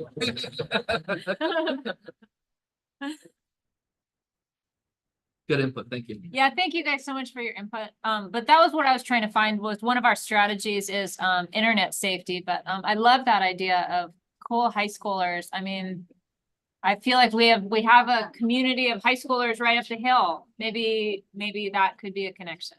So that's great. All right, any, I would like to add one comment online if I could, and thanks Oh, for allowing me yeah. to join also online. The first day of school, we had a bomb threat, and it scared our children a lot. And it really created, especially for the sixth graders coming in, and I talked to a lot of parents, it set a tone that was really, really concerning. And coming off a year where we had lost a student, also really set a tone on our campus. And I know there's been police activity on campus also. My daughter talks about it, and kids weren't able to use the bathrooms because of some things were going on, and some of that stuff was not explained. And so having an eighth grader at New Brighton, I kind of get this newsreel from my daughter from a young girl, and she's like, "What's going on, Dad?" And I'm just scared sometimes being at school and all these things that are going on. It's just like the next alarm that's going on. Is there someone on campus going to shoot me, or is there going to be a bomb? And so it's a real thing at New Brighton. They've dealt with a lot of things, and it's not just an event that goes by. It's an event that has affected them deeply. yeah, thanks for that. Any other comments? All right. Nothing on email. All right, so this Sorry, is. I feel like, Oh, yeah. I feel like it's not now, I have a junior and a freshman in high school. I feel like New Brighton has changed. And I feel like this safety part and has had more people on campus, there's more presence. Since then, because that was a struggle for me. But I feel like they just to advocate for that, like I feel like Or adult presence? more adult. Yeah. presence. There's been more staffing, there's been more, yeah. Yeah. I agree. I think we've fixed a lot of issues in regards to supervision and mentioned bathrooms. It's had a lot of protocols and things have been introduced that I think add to the safety, and it feels the campus feels much more under control than it did a couple years ago when we had operations. Yeah. Thanks for adding that. All right, so this is a action item. There's nothing else. Do I have a motion? A motion. A motion. Motion. I'll make the motion to approve the comprehensive safety Okay. part one. I'll second. All right, all in favor? Aye. Aye. Any opposed? Aye. All right, next, exciting, what you've all been waiting for. Oh, this is it? Thought it was the audit, right? Yeah. Great. That was pretty exciting. I know. All right, item 10C. Consider approval of the SEA tentative agreement. I will just say, thank you to SEA, to both groups, but since we're starting with SEA, positive negotiation sessions. First and foremost, which is a great place to start, regardless of where the numbers take us. Just starting with that structure of respectful collaboration is huge. And I really appreciate that. And we put a lot of work. This was a little bit more complex. And so it was great to have Alice's expertise to come in since we not only were able to offer an ongoing increase, but we're able to adjust the structure of the salary schedule itself on the teacher's end a little bit. So just thanks for the collaboration. And we're very proud to partner on this and ask the board to approve the ongoing salary increase and the other items in the tentative agreement, which are just very all positive in nature in terms of combined interests, both from SEA and from the district for things like broadening out who can get a bilingual stipend and emphasizing those multilingual skills of staff and other items, all to make our district run better. So with that, I'll turn it over to you. All right, questions and comments from the board?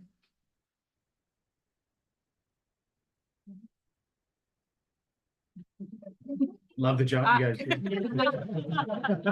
Keep it up. You guys are awesome.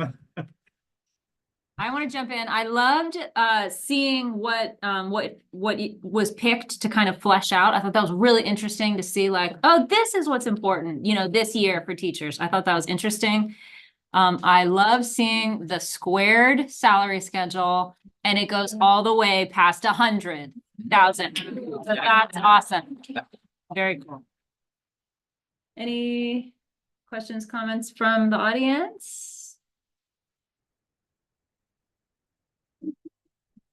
Nothing on email. Nothing on email? All right. May I have a motion? So I would love to make the motion to approve the SEA tentative agreement and public disclosure of our agreement. I'll second. Great. All in favor? Aye. Any opposed? All right, it passes.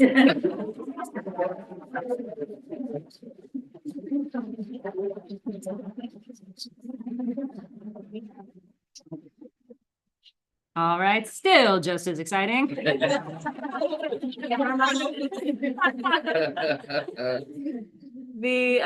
SEA tentative agreement. So we're also very happy to come to an agreement with CSEA. Negotiations went very well. And so we are hoping, with the increase in the salary schedule, which would be ongoing, and also some language that we fleshed out as well. Again, it was the bilingual stipend and so forth. We would hope the board would consider approving CSEA's agreement. All right. Any questions or comments from the board? Yeah. Right? Yeah. You can seriously hear crickets in the Yeah. background. Yeah, I'll let you do it. You guys do a great job too. Yeah, we love it. All right, yeah, again, exciting to see, what you guys focused on and like seeing that salary schedule move up. Mhm. All right, comments from the audience, questions? Just thank you. Or not there yet. No, not to us. Oh, okay, all right. That SEA, we can't do our jobs without a good Yeah. staff. Yeah. For sure. Right. And make everything run. Yeah. Yeah. All right, anything on, Nothing on email.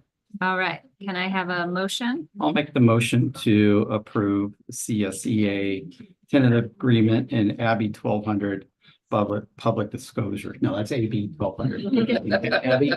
Abby Normal. All right, can I have a second? All All right, all in favor? right, Any opposed? there we go. All right, motion passes.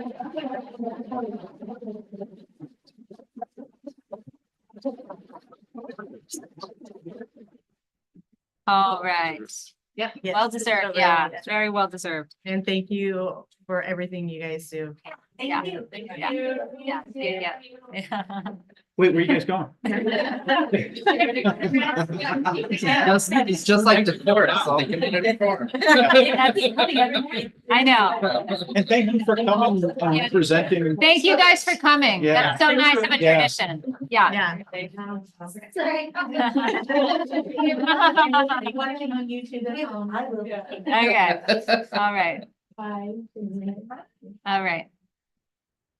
Another exciting agenda topic, the approval of the salary adjustment for the administrative classified management and confidential employees. And so our district has the Me Too, and that's what this is for. So for administrative classified confidential employees, management. Okay. Questions or comments from the board? We appreciate what you guys do. That's right. Very much. Yes, we do. Thank you. They're a great team of managers. We really do. They work hard.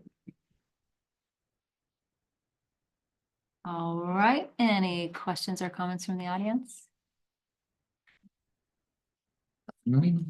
All right. May I have a motion? Sure, I'll make the motion to approve the salary adjustment for administrative classified management and classified confidential employees. And I'll second. All right, all in favor? Aye. Any opposed?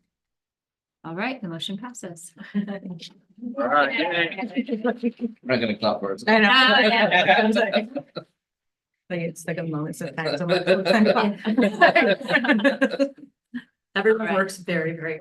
Yes, we have a wonderful district and it's wonderful to be able to give people a well-deserved Yeah. bump in their pay. All right, item 10F. Consider voting for the California School Board Association Delegate Assembly. I got an easy one for Oh. you. There's two candidates and you get to vote for two people, so. Kim DeSerpa and Patricia Needy. Kim DeSerpa's from PBUSD and Patricia's from San Benito High School District. And so those are your two people on the ballot and you get to vote for up to two. Just a point of procedure. I'm not sure Kim DeSerpa, I think, is also running for supervisor. Yeah, no, they're not. That is exclusive, nothing to. Not to my knowledge. No, it's not. Yeah, yeah. No. If So she were wins, elected, yeah. She'd have to resign, yeah. If she were Go ahead. elected, she would have to resign for this, then we would just. Yeah, somebody we'll else. appoint you. You don't even have to be here, we just appoint you. There's a new seat. Whoever's got the new seat is getting. But yeah, there's nothing excluding her from being on it at this point. Okay, Yeah, okay. yeah. Thank you. The CSBA delegate does a lot of work, obviously, behind the scenes for CSB. It's a very integral group. Yeah. Any questions, other questions or comments? All right, anything from the audience? Okay, all right, may I have a motion? Oh, go ahead. I'll make a motion. To do what, Robert? To consider the approval, to consider voting for the California School Board Association Delegate Assembly representatives, of which they are two, and both. What are the names? Kim DeSerpa and I'm not sure. Patricia Needy. The other one. Right. Proper Valley. All right, do I have a second? Kind of like I will Wham. second Come it. on me. What's the deal? It's kind of like Wham, you know. I want to Michael, see the if you're other gonna guy. pick both. Right. All right. We have a second? Yes. Okay, do we, all in favor? Aye. Aye. Any opposed? All right, motion passes. All right, consider 10G, consider approval of the Ross Rec playground equipment for Soquel Elementary. So this also includes the playground as well as the shade structure. I believe it was brought to the board and talked about in maybe February, March of 2023. And of course, this takes a lot of vetting and so forth with principal and staff at the site. The playground there currently is much needs to be replaced. It's outdated. So it's not good for the kiddos, data compliance and so forth. So with this playground, we definitely took in consideration of all the items that would be needed as pieces of it, basically to make it all inclusive. So we wanted to make sure that all students in that age level, I think it's like 3 to 5, are able to use the structure. So there's a ramp and so forth. So it's wheelchair accessible. I don't know if I can't talk. As well as there's another little dome that sits kind of on the side of the playground that students can also play with there. So the other pieces left would be kind of choosing the colors of the pour and play, which is awesome instead of having all of the bark and so forth that's currently wood chips, sorry, all the wood chips. That's the same thing. Nobody likes them, that's for sure. So it would replace the wood chips that are currently there, so it's more of like the softer kind of spongy flooring for there, and then the shade structure would kind of go adjacent to it where the current asphalt area is. So, and this project, if all goes well, would be completed sometime in July, so over the summer. All right, questions or comments? Do you mind, sorry, I didn't even look to see if anyone else was talking. I just, do you mind telling us where the shade structure? So if you go out to the kinder, this is all the kinder playground. So here's the big playground here. And then if you walk towards the classroom, there's that big cemented asphalted area right in that area. Where the picnic tables are? Kind of, yes. Oh, yeah. Somewhere in that area, yeah, right around there. And are those getting moved or replaced? I haven't had any talks or discussions about the picnic tables as of yet. But they're But not impacted by the no, structure. no. Do So we, if anything, they can be placed depending on where the structure is going, we can always put them in. do we lose any trees with the current, with the new structure? No, not that I'm aware of. We haven't talked, there's no. talks Good luck with cutting trees. down the redwoods. Yeah, there's a lot of old trees. Yeah, they're pretty. And you know, those, it's so strange. It was there when I was a kid, but it's those cement tubes. Those, it doesn't look like those are gonna be affected. They'll probably still live through this, right? Yeah. Yeah. Where my kids went there too. so. Yeah, I know. I don't know, what do they do with the old equipment? Can we bring you home with us or? Like put on the curb for free? Your backyard? Yeah, yeah. Right by the dodgeballs. That's right. There you go. The pet dodgeball stadium. Yeah. All right. Any other questions? How long does it take to put up?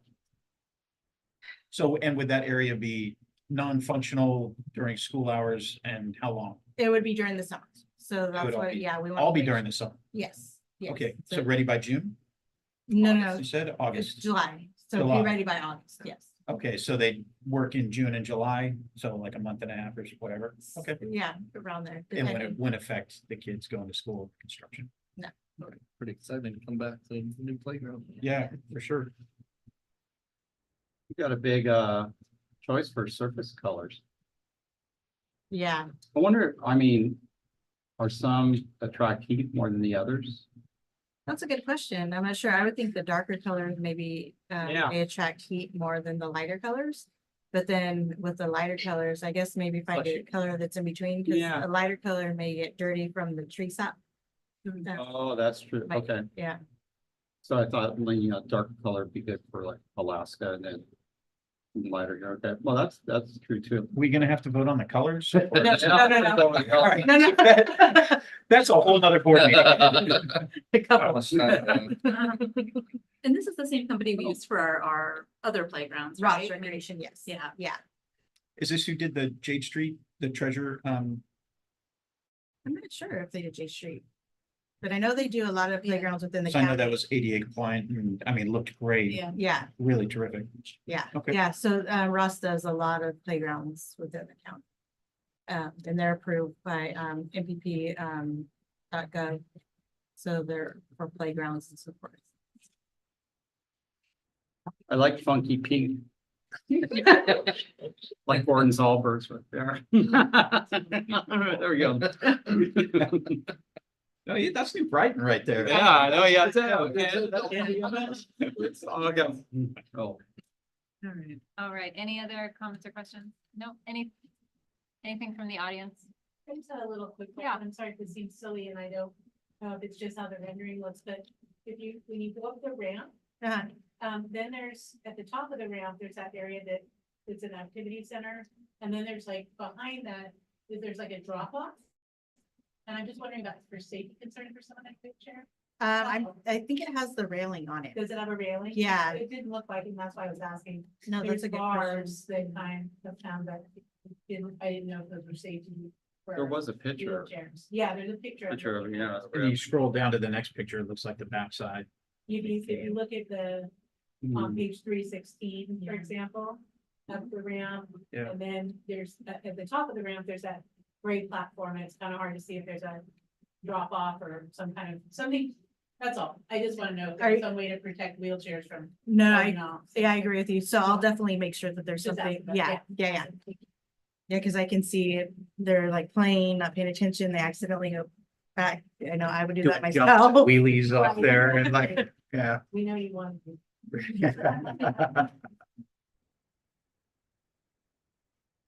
All right. Anything on? Just one last question, I'm sorry. Do any of our other playgrounds need this? Is this gonna be something that we're looking at in the future that could, to Amanda's point earlier, like, if we don't have, that we can get bond funds, or is this something that is a one-off? As of right now, it's just SoCal. I know, in the past, the other playground for SoCal was replaced, with the last bond, I believe. Yeah, all the And I believe entries were. Main They Street. were? Yeah. So this one. And that was 2016? So the bond was 2016, by the time it was all done, like 2018. Right, okay. So this one's probably the last one. standing from that's a lot older. Okay, and those were done, obviously, 6 to 7 years ago. Is there anything that would make those not in compliance with either the ADA or something that we would need to look at in the future? As of now, no, in the future, I'm sure as the standards change, but as of right now, no, they're fine. Okay. So, the near future, I don't see any issues as well. They're pretty sturdy, they last a while, and as far as being in compliance, they should stay in compliance for, should have a good lifespan. Thank you. All right, may I have a motion? I'll make the motion to approve the contract for the playground equipment and shade structure at SoCal L. Is there a second? I'll second. All right, all in favor? Aye. Any opposed? All right, the motion passes. All right, 10H, consider approval of the New Brighton Field Architectural Engineering Permitting and Construction Administrative Services. So just a quick little background, because we've been talking about the New Brighton Field, seems like almost every board meeting, and that's intentional, right? It's a big project. Our students and PE teachers and coaches and everybody deserves a more modern field out there. And so we've been trying to be really intentional about leaving no surprises with the community. So there's been board presentations, there was a table at the community forum, it's been, in our social media and Sentinel, and we even passed out hard copies, I had said, to the community forum, because we really want folks to be able to know what's going on over there. Our architectural partner here from 1906, Ralph LaRue, came and did a presentation at the City of Capitola meeting.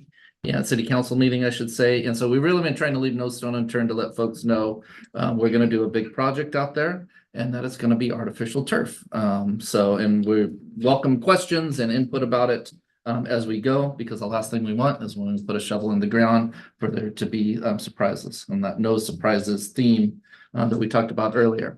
So with all that said, we've done a lot of the groundwork. We worked with the City of Capitola to make sure that we have enough space out there to build the kind of field that we want. And now comes one of the next phases, and that's all of the work that has to be done before we actually get to putting in the field. So architectural, engineering, permitting, and construction administration services. These are the kind of things that a lot of people don't think to. They're not the kind of fun and attractive things of actually getting out there and laying that turf. But if they're not done right, obviously, then the project is not done right. And so fortunately, we have great partners here that we're recommending the board to engage with. And as we have said before, the most local, there's lots of local examples, but the one that I always use is the one at Shoreline, the track and field at Shoreline. We often hear, why can't we have a track and field like the one at Shoreline? And we're trying to make that answer, we're going to. And so Ralph's company is the one that did all the planning and the execution of that field over there. And so we're excited to be able to recommend to you to partner with 1906 to be able to do all this groundwork that has to be done before we actually start putting shovels in the ground. Ralph, would you add anything to that? I know this is your area of expertise. Where did you come from? When did you get here? Oh, God. Man, you just made it just a time, man. Wow. Yeah, so we have a big team. We have a civil engineer, Carroll Engineering. We have Steve Sutherland, SSA Landscape. They specialize in artificial fields. We'll manage the project. We have electrical as well and low voltage. You will have some power out to your scoreboard, and you might have some, AV opportunities and some internet. Also, when we go to Division of State Architect, there's always some extra scope to address ADA issues, and also at night. So somebody walks down the hallway, needs to be enough light, so we'll be doing studies on that. You've got your gates and your gate access, and then also what's outside of those fences.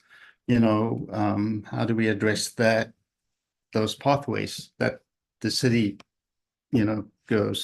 works through. We get a couple of applications we have to submit for the coastal development permit, as well as DSA. We have to follow the Water Resources Board in terms of dealing with all of the runoff, and then we'll be dealing with at least 2 contractors as well. One for the for the actual material, and then an A license, which we will bid.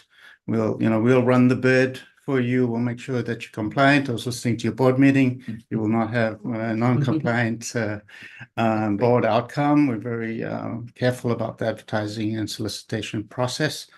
So really, we're doing a proposal to shepherd the project all the way through. We also have an estimator. It's going to estimate the project each phase to make sure that we meet your budget before we go out to bid. So it's a big nut. When I'm calculating this fee, I just put in the numbers, and it's a big number, but it's appropriate for the project size. Roughly, modernization projects running about 12% of the construction price. We're aiming at 4 million or less, and try to get it closer to 3.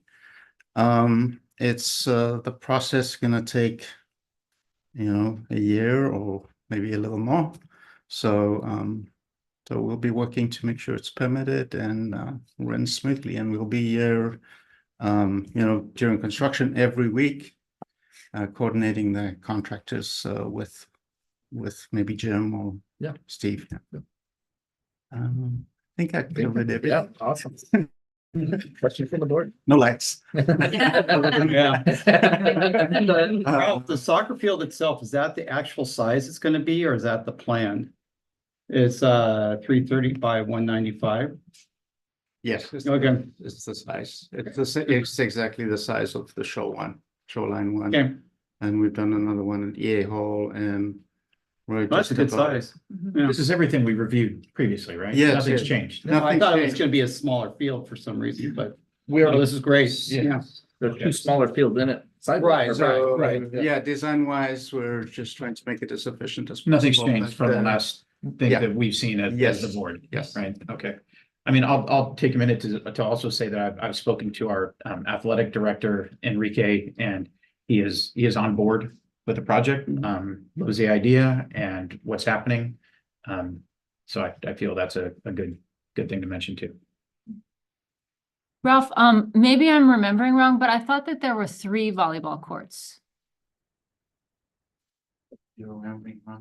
Because those PE classes are really big. So if a teacher is going to run a PE unit, they kind of have to have all the kids doing the volleyball. So I thought it was 3. Can we double check that? I thought it was 3. Double check. I don't recall 3 when we talked to the PE. Yeah, all we did, the only change was we changed from sand to, artificial. Yeah, The I remember layout that. change. But, We have no. if this gets approved, our next meeting is back with the athletic department, talk about the details. Oh, okay. Yeah. So that can be changed even if it's So approved what you're tonight. seeing as a conceptual plan, it's now, we'll get to business Okay. right away. The other thing I thought we weren't going to do was the scoreboard.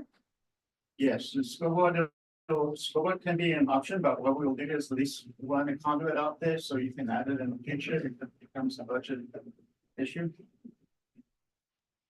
Run electrical Yeah. to be able to do it. Oh, okay. Okay. Run them into. Yeah. The string, so they can pull wire. off the- And then I just had a question, what you were saying about the runoff with the coastal commission. Is there I know we're using cork, which is really reassuring that it's not plastic bits running into the downstream, but are we thinking about, do we have to be thinking about the bits of grass or is there a filtration, like a French drain kind of a thing? Or could you tell us about that part of it a little bit? So there's some light maintenance that Steve will have to do, but much less than a regular field. I haven't heard of there'll be filters in the drain, so it's not going to be clogging. And the coastal zone doesn't. They're not going to be checking the water. That we're just going to go by what the Water Resources Board requires.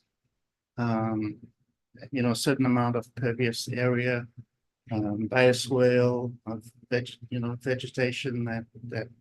So there's going to be a portion that looks kind of like I don't know if you've seen a bioswale, bioretention area. to deal with the runoff, to give it time to soak into the ground. Yeah, Yes. so that's part of it. Yes. That's what I was asking. Yes. But no, yeah, we're not gonna have any chemicals or anything running into the storm system. That's great. Yeah. Yeah, I'm really glad we're using that material. Yeah. I have a comment, not necessarily a question, but just, for all the work that we did on the last bond and with your firm, and the process of developing the projects and carrying them through to completion, I think you were really excellent partners. So, you know, I know we're talking about some of the details of the actual project, but like our agenda item is to consider approving, you know, the architectural, engineering, permitting and administration services. So the contract with your particular firm to do all of that, right? So just from where I sit in the experience from our last time, like I would like to reassure anyone who's wondering, I think you guys were excellent partners. And I really appreciated the stakeholder input that you always solicited. And I know that's a part of this as well, right? So working obviously clearly with our staff who are so impacted, but also neighbors and other folks who have an important say in what it is we do with the property that is near their homes. So I'm excited about this. Yes. Fully managed. Yeah. So remind me why we're not gonna do a scoreboard. I can't think of why we're not gonna put one there. Why was that excluded? I think for right now, it's just a potential cost containment. And, you know, it leaves us the flexibility to, if the numbers work out, to add it, but. Okay. Let's first make sure we can get the track in the field. You want a scoreboard there first? I met with a guy about a week and a half ago who put the Aptos scoreboard up at that high school. He had I have his card. He had a really interesting idea to use. I think like the Salinas Sports Complex, when they get a new scoreboard, you know, talk to these different people, and he has these contacts where he would get that. He does it all for free.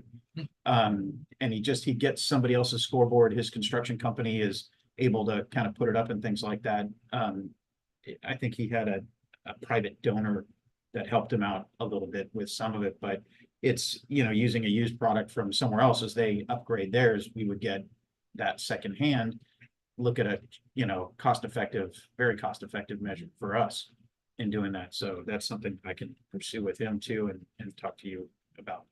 Well, and obviously, like running the lines out there leaves us that flexibility. That's why I really appreciate what he said is, you know, you're planning for the future. You know, I mean, we run all that underground now. We won't have to dig it all up and do everything later. So I think that's a really smart idea. And we permitted as well. Yeah. But it's gonna be a line item on, you know, when you look at. Yes, we decided. Yep. One thing I just also had that in my notes was like water. Do we have a water area where kids can that's nearby for drinking fountains? Drinking fountains? Or you know how they have the new ones where you put your water bottle in there and it fills up the water bottle or something like that? Yeah, is there something that we can target to make sure the kids can stay hydrated? So I'll bring that up with the first design meeting. Okay. And so that's a typical consideration because it's like, right? So, Right. Yeah.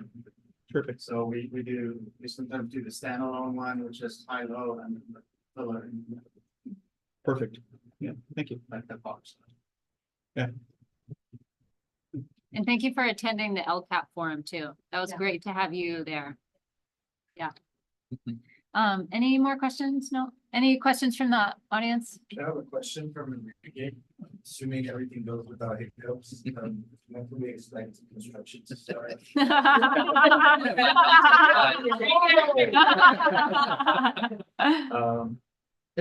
It's a real tough one because of weather.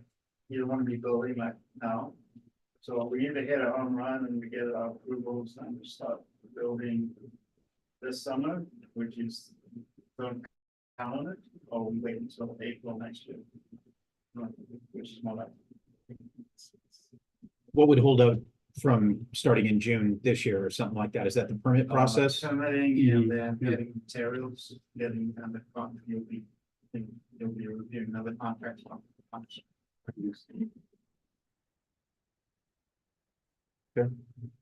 Yeah, what is the plan with the current solar? Are those coming down and then they're gonna be added someplace else, or this is gonna work around that? the two buildings again. The two. No, the solar the panels solar? that are. The bleachers under there. The solar will be designed around it. The solar will shade, the viewing area. Yeah, nothing will happen to those. No, Those it are all comes staying- together really yeah. nice. Anything else? All right, anything on email? Nothing on email. All right. May I have a motion? I will make the motion to approve the contract with 19-6 Architects for NBMS Field. Do I have a second? I'll second. All right, all in favor? Aye. Any opposed? All right, the motion passes. Thank you so much. Getting One more step. One more step. Getting, We're getting, shoot for this summer. Shoot for this I summer. love it. I love it. Oh, if only permits. Maybe might we have have that for it, subject. like, let's, $400,000. All right, I'd like to propose a 10-minute break. Does that sound all right now? Yeah, sure. 10? Sure. Okay. So we'll. We'll Like to do recess. something George, that's else? reset. We. I don't know if we need 10. Five. It's five. okay? Five, Yeah. yeah. Okay. Only 5.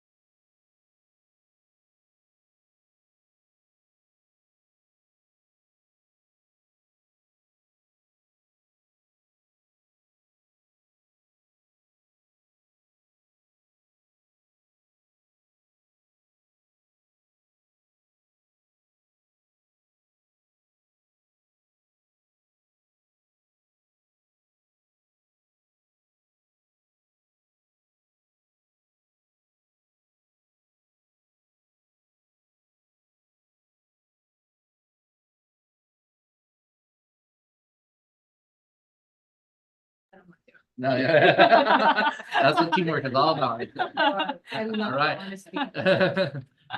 So we are here to fill a board vacancy that was vacated back in December 26th, actually. And so we've been going about our process to fill the vacancy through the provisional appointment process. And so that involves a time frame and it involves advertising it. And we have 3 wonderful community members who have stepped up. So thank you for stepping up, first of all, Justin, Ariel, and Boris. It means a lot. As somebody said at the beginning of the night, community members stepping up is what local governance is all about. So you're all winners here, and we just so much appreciate your willingness to be a part of this. And so the process will go like this. We have 12 questions. They're going to be asked in round robin fashion. We're going to alternate who answers first because that's kind of important in the flow of everything. And then the board will be taking notes as they go. And they'll deliberate at the end. That part is kind of unique because this whole process is usually not done out in public, right? So, but this is one of the most transparent of the transparent board processes. So I guess it's a good introduction to governance, actually. And then they'll deliberate and they'll have nomination forms that they'll share among themselves. If it comes up obvious the first time, then they'll take a nomination vote on that. If there needs a little bit more deliberation, then we leave space for that too. So with that said, I'll turn it over to board president. All right. Again, I just want to reiterate, thank you guys so much for applying. It's wonderful to, this is how we get community members onto the board. So thank you so much for being here. All right, question number 1. Please provide us with background information about yourself and tell us what led you to apply for this position. Boris, would you start us off? Sure, I'd love to. First off, thank you for allowing me to join remotely. I'm literally on Catalina Island at Campus by the Sea volunteering this week, and I was lucky enough to get a Wi-Fi connection. So thanks so much to the board for allowing the virtual connection. Why did I apply? I was been involved in the community on a couple different things, but recently one of the things I stepped up to is chairing the homeschool club over at Main Street, FOMS, Friends of Main Street, and really have enjoyed, one, getting to know the teaching staff, the background, the things that really are what I call the gaps for my children. And so I have an 8th grader that's at New Brighton Middle School right now that made it through Main Street and now is about to go off to Soquel High School. And I have a 3rd grader at Main Street. And so I just have a really strong desire to give back to the community that's given my family so much. That's really the short answer. Thank you. Justin? Yeah. So been a resident of the Soquel Union School District for the last dozen years or so. I'm a husband, a father of 3 students who have been students in the district. I currently have a 4th grader at Main Street and a 7th grader over here at New Brighton Middle School. My oldest is a freshman and he's been with the district since, he started in the district in TK at Oval Cliffs. So seen all stages of the offerings. I grew up in Scotts Valley and went to Harbor High, graduated with a bachelor's of science degree from San Jose State University with a focus in human resources. From a background standpoint, my career has been about 19 years in Silicon Valley, particularly in the tech industry. I've been a people leader at LinkedIn, at Facebook, Procore Technologies, and currently I lead global HR operations for a data analytics platform company by the name of Qualtrics. I've recruited hundreds of early and career talent in my career and placed them in jobs or managed them. And I have a unique understanding of the skills necessary that start at this early time in their life that they need to be successful. And I'm interested in being a board member, 1, as an investment in my kids, and 2nd, to be an advocate for the voice of the parent in the community. I think it came out in tonight's meeting, it came out in our orientation. We have a lot of engagement at the campus level, and then we get to the district level and we don't get to hear those voices as much. And a lot of the decisions that are made about the middle school the elementary school parents don't necessarily get involved in, but then a couple of years from now, their kids are going to be going through the school. And I really wanted to elevate that voice of the parent. Thank you. Ariel? So my name is Ariel. Ariel. I go. Sorry. Either. I've lived here almost 12 years. I have 2 kids. They both went to Main Street. And my daughter is currently a 6th grader at New Brighton. Professionally, my background, I've worked in HR, in public health, and for the last 18 years or so, I've done strategy and operations consulting. And I was interested in applying for this because I've done odds and ends in the community, some formal, most of it informal. And I think there are a lot of important issues facing our schools and our school board. And I wanted to take this opportunity to get more formally involved. Thank you. I'm gonna pass the question to you. Sure. This is describe your connection with and involvement in the community, specifically the community within our school district boundaries. And why don't we just keep going down the line? So we'll start with Justin, then Ariel. Okay, so I come before you transparently. I'm catching up a little bit. My family's been involved in this district for a long time. Early in my kids' elementary school age, we were very involved on campus. Then COVID hit, and in 2018, not to get too personal, but my family had a bit of a tragedy come when my wife was diagnosed with terminal cancer. And our Main Street community, I can't even begin to tell you how they helped lift us through that 2 years of kind of turmoil in our lives, from meals to kid transportation to nights spending over to even some of the moms sitting with my wife during treatment so that I could be at work and continue taking care of the family. And for me, one of the elements of being interested in this is giving back to this community that served my family so well during that season. And it's, you know, with COVID and everything else, this was an opportunity to re-engage now that the dust has settled and life is back to normal as much as it can be. So that is kind of my desire to serve and give back. Is like saying I'm connected to the community is an understatement, because I care so much about many of the teachers and families and kids that have been in our lives. So for myself, like I said, it's a mix of formal and informal. So formally, I was on the Capitola Library Commission, whenever that was. Seems like a long time ago. So I was very proud to be a part of that. And then informally, you know, I've attended a lot of school events. During COVID, I was really active in helping get people vaccines and PPE. And so kind of a mix, but not a lot of formal community roles. And Boris?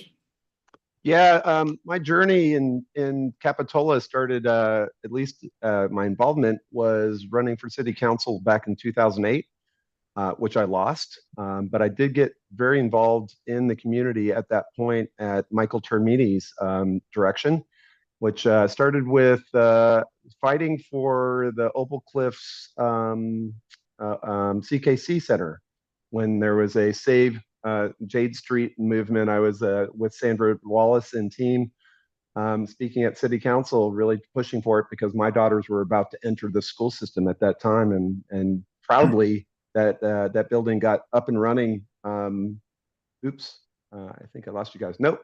The day my daughter was qualified to go to preschool, which was awesome. She was one of the first students there.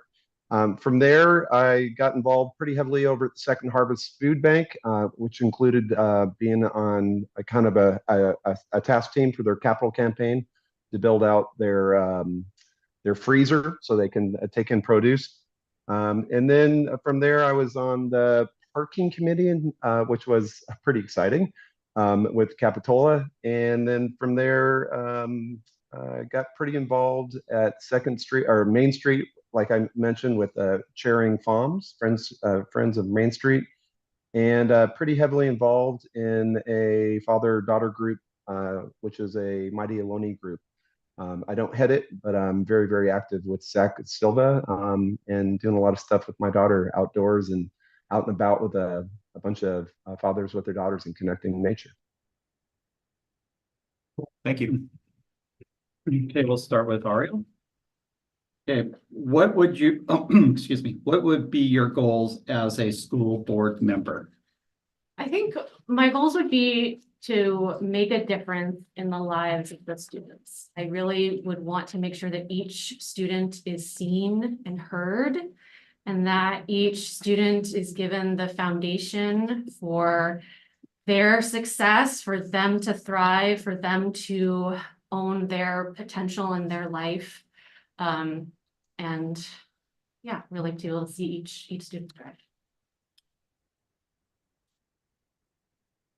Is it to me? I'm Yeah, losing the yeah, order. yeah. Sorry. Yeah, I've had a long day. I've been doing a lot of construction on at this campus, so I'm a little tired.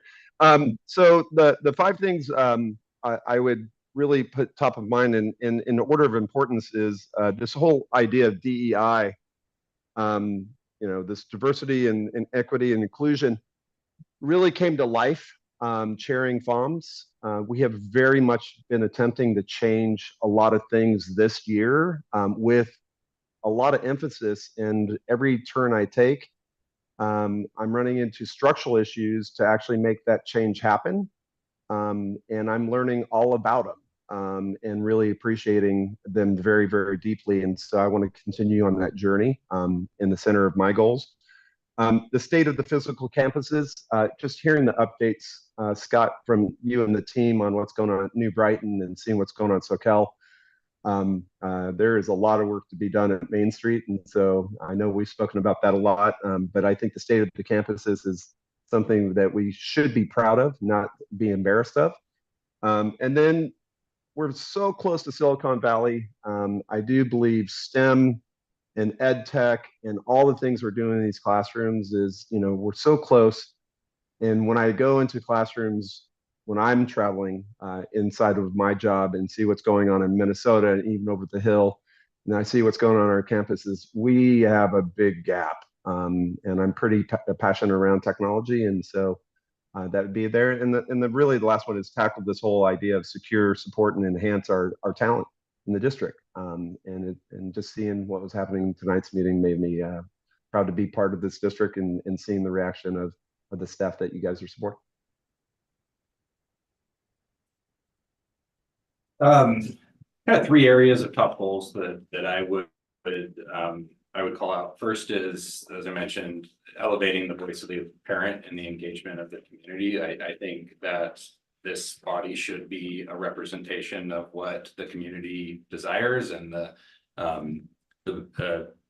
and they should share in that voice. And I just don't see that happening as much as I'd like, myself included. I'm guilty of that as well. It's very easy to go on with our life and not pay attention to the very important decisions that are being made here. Drive accountability and transparency. And I will call it, like, the last couple years, I've seen so much more effort to outreach to the community and get that input. But I think in the past it has been a challenge, and I just have a desire to be a part and ask the tough questions and drive like crucial conversations that need to be had, even if they're uncomfortable. That's my desire. And then I want to be an advocate for our teachers. I want to keep our amazing teaching staff in the district. We're making progress in that area as well over the last couple of years that I've been paying attention and engaged, but this is a very expensive place to live, and I want Soquel Union School District to be a place that they can build their careers and that they can feel like they want to be here, not only from a compensation standpoint, but that they're making an impact and becoming better at their skill and their craft. All right. On to number 4. What particular interests or skills would you bring to the board? For example, public relations, budget, negotiations, evaluation, long-range planning, facilities, etc. And we'll start with Boris. Perfect. Yeah, as I mentioned, I have a very deep and passionate focus around technology. And And when I talk about technology, you always think, okay, a computer. It's really where are things going with machine learning, augmented reality, and really prepping our kids to be able to participate in those worlds. I remember as a kid when someone said, "What do you want to be when you grow up?" and we said astronaut or doctor. The answers coming out of kids' mouths today are influencer. And I didn't even know what an influencer was 4 years ago. And that's the top answer. And preparing our kids to be ready for that new world, I think is a huge obligation, and I have a passion around that. I've led teams, and in my role, whether it's strategic alliance teams or sales sales op teams, my whole career, 35 years. And so I really, really appreciate supporting people at their best. I've really been spending a lot of time in the last 4 or 5 years working on strategic planning, specifically at Logitech, and really enjoying that role. I think that's a huge asset to the team it brought on. Right, thank you. Justin, you. So again, 19 years in the HR function, a lot of the core responsibilities of the board from a decision-making standpoint, expertise in people selection, employee retention, creating great employee experiences. That's where my career focuses now.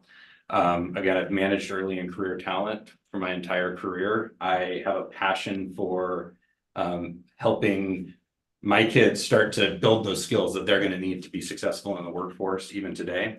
And I can bring that perspective to the board. I've managed teams, I've got a lot of experience making difficult decisions as well. So that lens of being able to say, well, this sounds really good and we want to do this and it feels really good to do this, but what are the success criteria? What is the impacts it's going to have? And asking those tough questions and forcing those conversations is something I'm passionate about.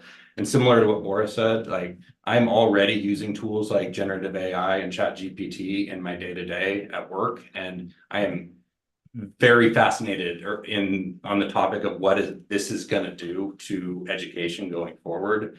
That very blurry line between what is cheating and what is using your resources is going to be a really fun problem to solve. And I look forward to those continued conversations. I know that work has started, but I think the policies in place are like the bare minimum of what is needed and are only the beginning of where we need to go.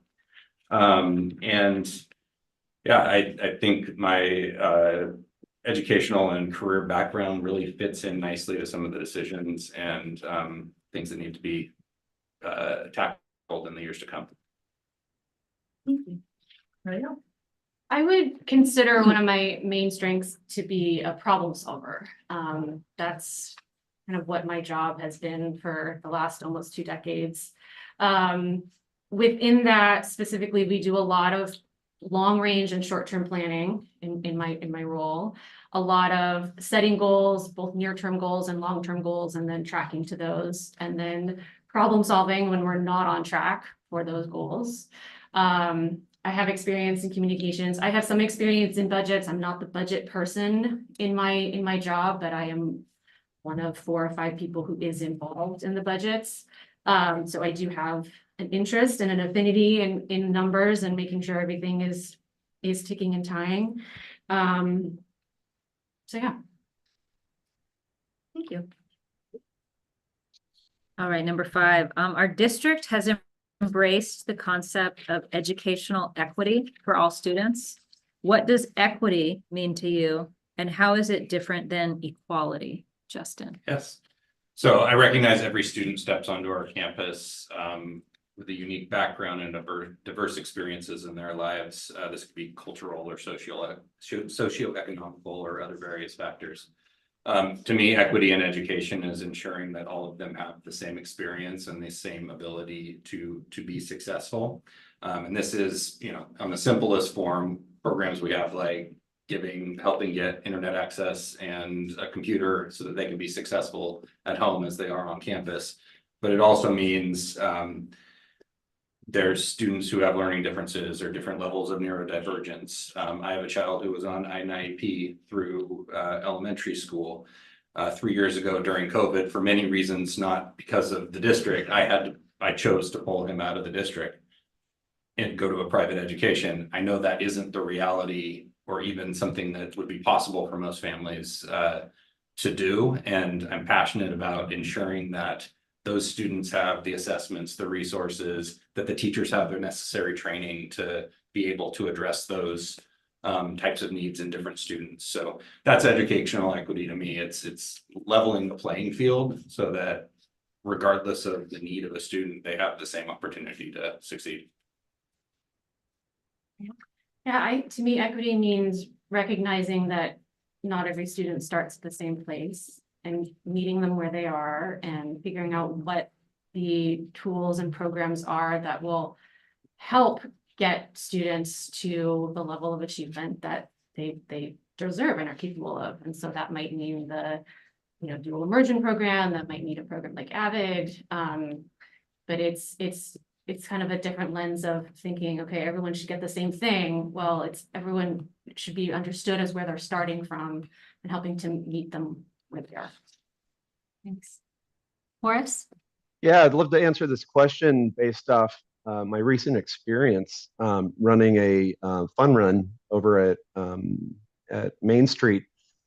And we went in with a bunch of feedback saying we wanted to create equity for all the students to have an equal chance to win and participate and feel like they're part of the campus and the community. And we were really clear with the company we're working with, Apex, that this is table stakes. Like, if you want to be here, this is how, this is our value system on the campus, a value system in FOMS. And when we started executing it, came very apparent that they viewed equity as equality, which was every kid has a chance to win. And I stopped them and said, no, they don't. Half the kids don't have internet access at their homes. And half the kids don't have the networks that my kids have. And I said, if a classroom can't win together, we should not do this program ever again with your company. And we had kids crying in the hallways as we had kids walking away with huge prizes, which included my daughter. And she came home feeling guilty because one of her best friends doesn't have that equity to participate. And so we had to find solutions, and it caused a lot of great conversation, but it really brought to light to me how hard it is to differentiate between equality and equity through a program even as simple as doing a fun run with the kids. Thanks.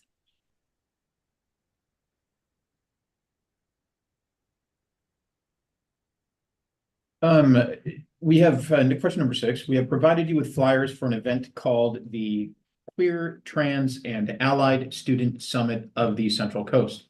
The event is sponsored by the Safe Schools Project and our County Office of Education. Students and staff from our district have attended and enjoyed this event. Do you believe it is important for board members to support opportunities like this, like these? Why or why not? And yeah. I think things like this are absolutely important for board members to support. It goes back to kind of my vision for wanting every child to be seen and heard.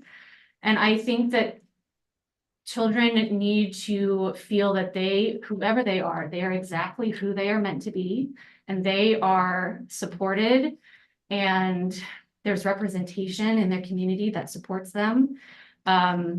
Queer and trans children have some of the highest rates of suicide, and I don't think any of us would want our students to be feeling hopeless and feeling, having suicidal tendencies. So I do think it is important for leadership and the board to make that representation. Boris? Yeah, this question hits home. Not only my daughter participated, she was part of the theater group and they sang at the event. So I actually got to feel the event attending it last year. And it was pretty special to be in that room. So for a board member not to go, I think would be a shame. So I'll answer it in a reverse just because I felt it when I was there. But this question hits home because my daughters have a cousin that is trans, and she turned trans at 3 years old.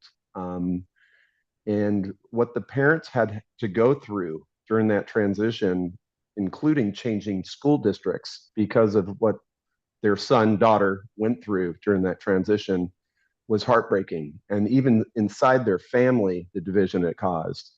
Um, and it was a journey for them. And seeing that journey celebrated, I think is something our community should be part of, and allowing those kids to feel normal in their choices, and more importantly, to support the parents that are going through very, very significant change in their lives. So again, and being in attendance of the event, again, if our board members are not there, it would be a shame if we weren't. The way I would address this question is I think every board member is going to have the issues, or going to have issues and areas that they're incredibly passionate about, or that meet with them. So I think it's important for board members to find the causes that they sit behind and participate actively in those events. Yes, but I think it should be an individual decision based on the board member and where their areas of focus are.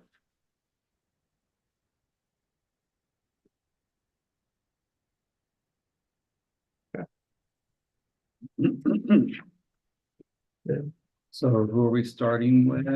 Forrest. No, we did Forrest. Yeah. Justin. Okay. All right, ready? Yeah. Okay. You sure? No, I did Forrest. No, I I did didn't. Forrest. Yeah. Yeah. It's It's Ariel started to the. Forrest. All right. All right. Okay, you're up. All right, as board members, we are frequently involved in goal setting, establishing policy, building partnerships, allocating limited resources to achieve our goals, and measuring the results of our performance. Please describe any prior experience you've had in these areas. This pretty much describes my job over the last 25 years. And so whether it's been measuring the performance of a salesperson, which is relatively easy to do, all the way to trying to measure the performance of people who are working in operations. The effectiveness on limited resources is a daily task as a leader. And when you have limited budgets to get everything done, prioritization is everything, and being able to get what I call the best bang for the buck as it relates to the goals. And so for me, it's understanding what we're trying to achieve, and where we can get the best resources, and then measuring those resources that we're applying. So my comfort level at this is 25 years of experience of doing it at a corporate level.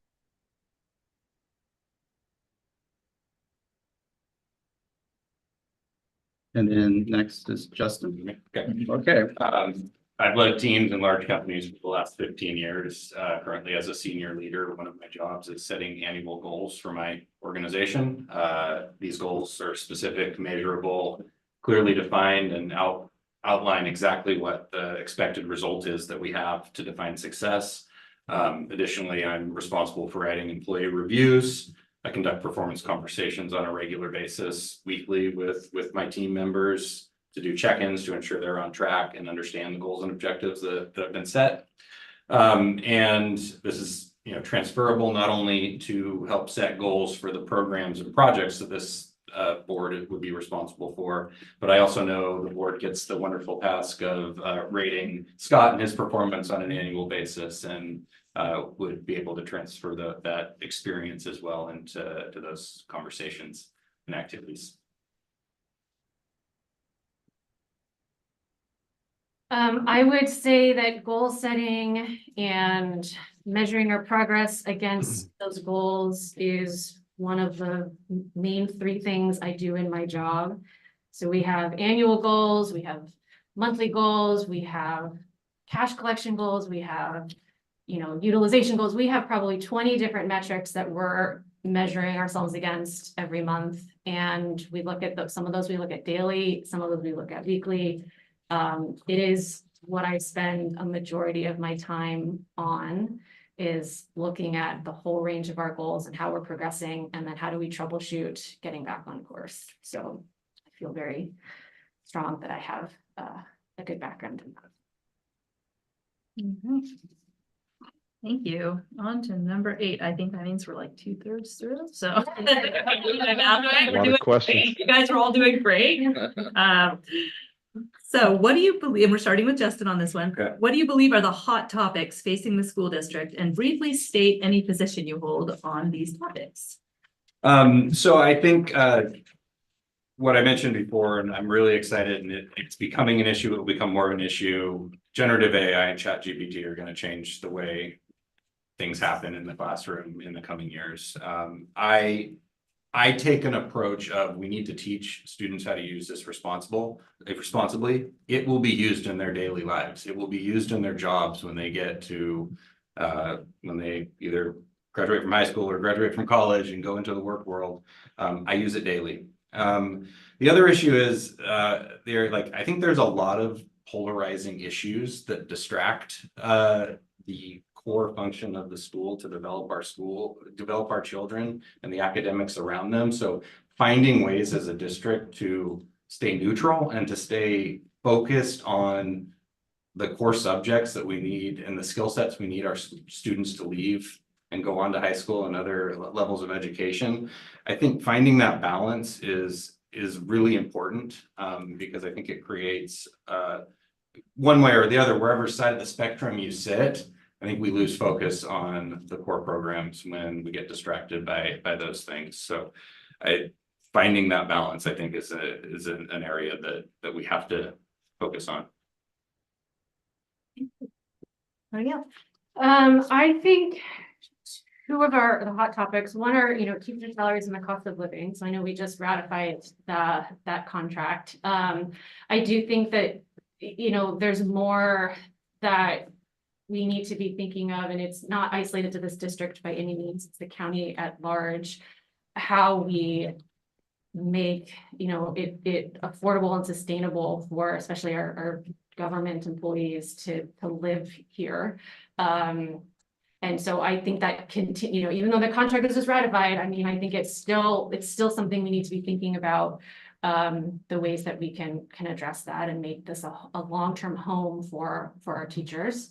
And then, similar to Justin, I do think that there are a lot of contentious, potentially,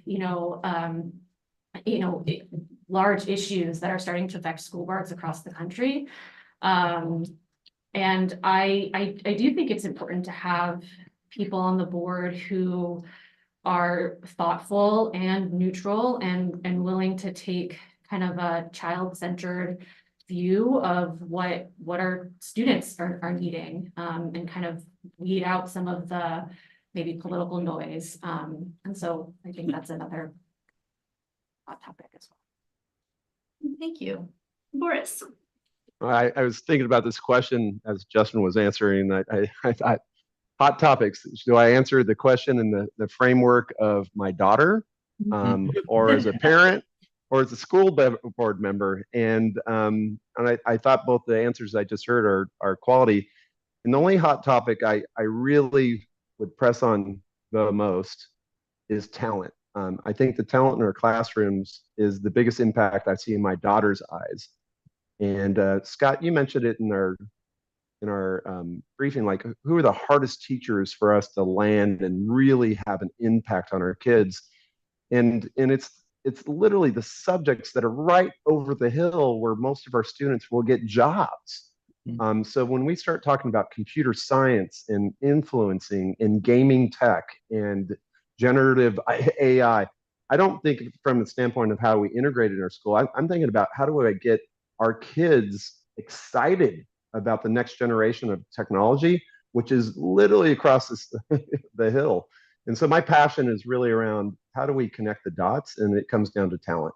And that I think is probably one of our biggest hot topics. I don't know how you define hot, but that for me is a passionate subject for me. Wonderful, thank you. All right, Ariel, this is starting off with you.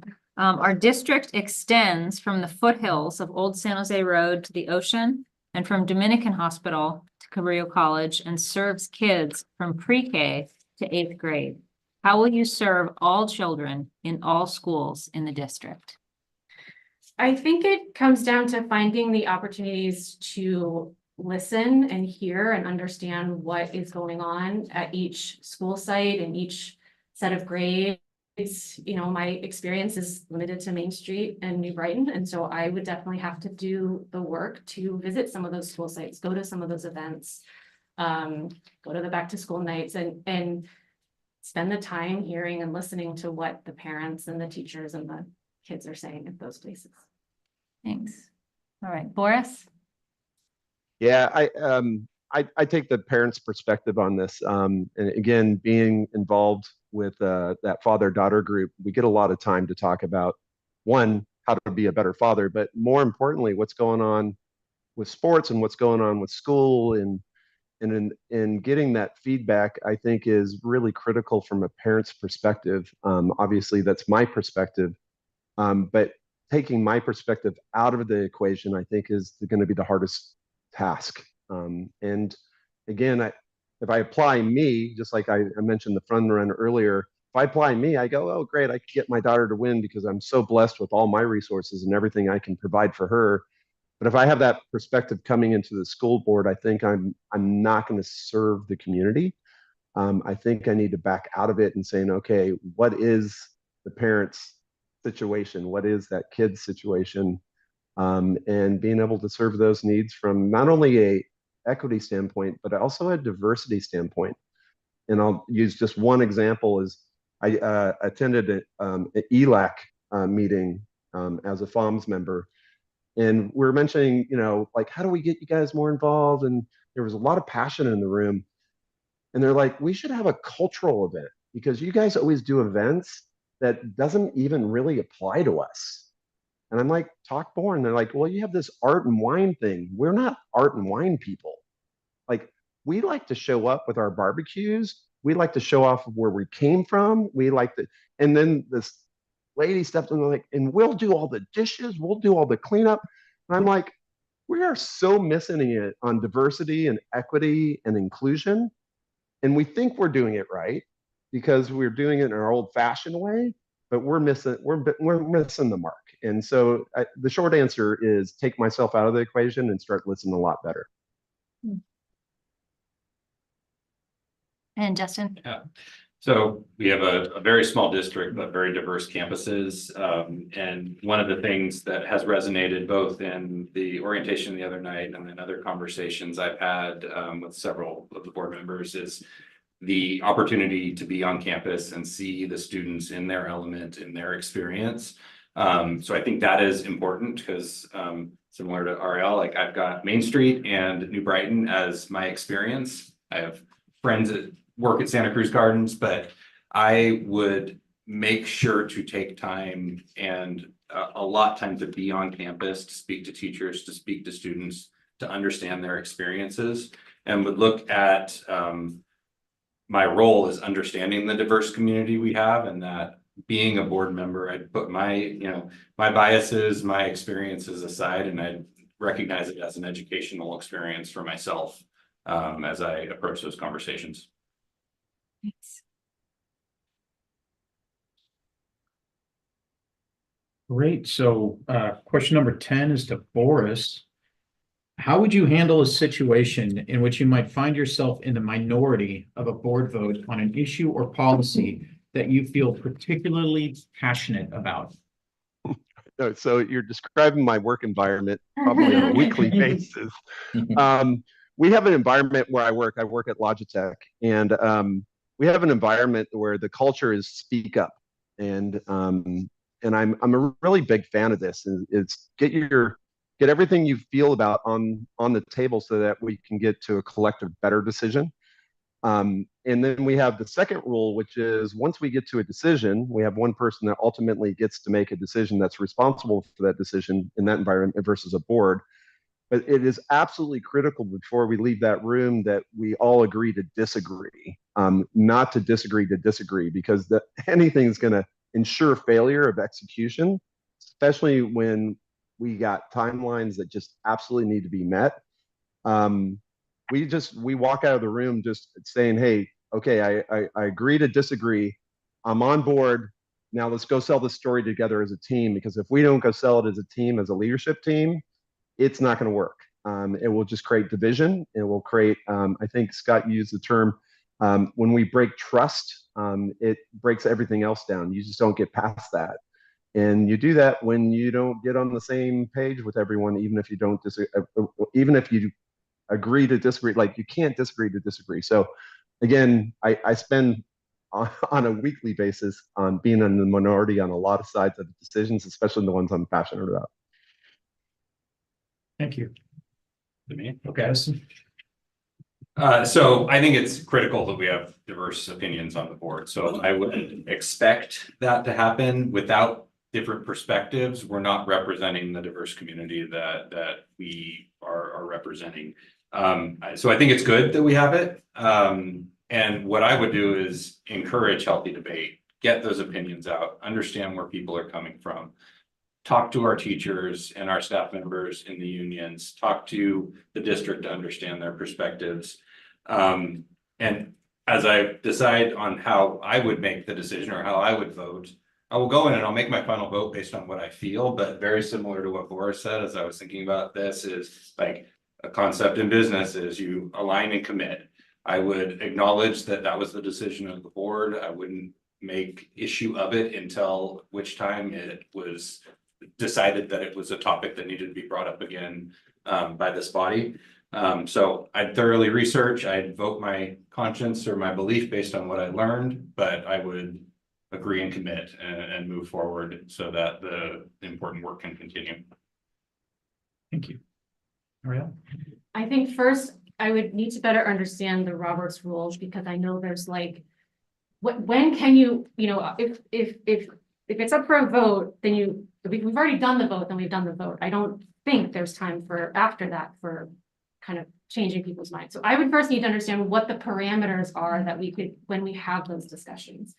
But assuming I sort of know where people are and we're having a discussion, I'm someone who I'm not always the first person to jump in and sort of say, this is what I think. I am often one of the last people because I really like to think through my opinion about something. I like to have data to support it if it is something that is data backed, or have examples or reasons that support. And so I consider myself someone who is very thoughtful. And if I feel passionate about something, I'm not afraid to speak up about it, but I won't be sort of, very quick to the draw and rash about it. I'll probably be one of the people who's coming towards the end of the conversation. Okay, what about this? This is how I'm thinking about this. But I also recognize it's 1 out of 5 votes. And so there is the need that you collectively, make a decision, and my opinion might not be the one that other people agree with. And I can accept that. But if I feel really strongly about something, I will do my best to be articulate and vocal about what I think, and will then support what the majority vote is. Thank you. All right, Boris, you're up the bat. I like it. All right, number 11. Boris Boris just went first. It's Justin. It's Justin. Well, there you go. Justin, go first. sorry. Glad you guys have organizational skills. All right, Justin, you're up the bat. All right. We typically have 2 board meetings per month and often have additional meetings and events. Would your responsibilities and work obligations allow you the flexibility to properly prepare for and attend all meetings? I have pretty much control over my schedule, and if I schedule things out in advance, and I know the district does a really good job of publishing the dates of things, so if it's on the calendar, I can typically work around it and accommodate the schedule. Yes. And I would say yes as well. I actually work sort of East Coast hours, so it lets me, my afternoons are flexible-ish. So yes, I would be able to. My short answer is yes, unless it gets in conflict with a major child event. So if there's a dance recital or whatever, my kids will like it's got to be a major one that I can't move. That would be the only reason. But I checked all the dates that are part of this appointment. There's nothing on the calendar that we can get in the way for me to be able to prepare and or attend a school board meeting. All right. Last one. Okay. And we'll start with Ariel. This appointment lasts until November of 2024, when the seat will be up for election for the rest of the 2-year term. What are the key factors you would consider when deciding whether to run for this seat when it's up for election if you're eligible? So I think this is sort of a nice sort of small foray into what the role is. And I think it's a two-way street. I think do I feel like it's a good fit?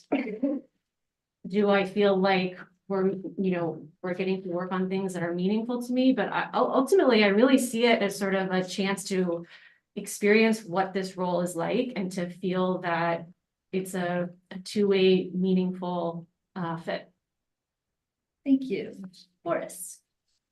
Yeah, for me, everything is a negotiation of time. So this time period for the appointment is something I definitely am capable of committing to. For a 2-year commitment, I'm going to have to check in with the family, specifically my daughters and my wife, and make sure we're aligned as a family that this is something that's going to be the commitment we want to make as a family. And if I get that approval from the family, and then I move forward and approaching it, if it's in conflict with other competing things that are going on with our lives, then I may make that decision to bow out. Thank you. Justin. So if I'm appointed to the seat, I would do that. I would accept that role, accepting that running in November made sense. I understand the ramp up time and the learning curve that this role is, and the reality is for somebody to be on the November ballot, this summer is when that decision needs to be made. So it's like a handful of months to make that decision. So there's really not going to be much of a time to ramp up. And I think the best thing for the board is to have stability and not have somebody come in and onboard and then have to onboard somebody else and form and norm as a team again. All right. Thank you, guys. All right. Thank you, everybody, for all your answers and your thoughtfulness and your articulation. I guess we'll take a minute and vote and then pass those forward. Oh, I'm so sorry. You're right. We check and see if we have any. Any email comments or questions? Yeah, there, we'll go public first. Oh, in the room. Any questions or? On email, we do have one, and it was from a parent in the community, Yvette Brooks. And she says, I'm writing to you in support of Ariel Gray for the board appointment. Our schools deserve an individual who understands the importance of inclusivity. Just read as is. All right. I think DR already mentioned in SEA statement, SEA and CSEA offered a joint endorsement to Ariel.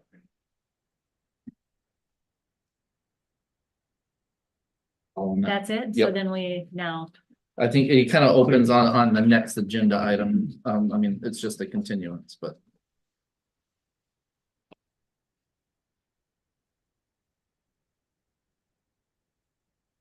So do we vote or I see board discussion of interviews. We just, do we take a vote or that was blacked out at the 5 minutes. Okay. You want to take a little break, a recess, and kind of collect your own thoughts? That's the way we've done it in the past. All right. So is that a 3-minute-er? Sure, let's do 3 minutes. Keep Right, it tight. 3 minutes. Because the TED rule is looming.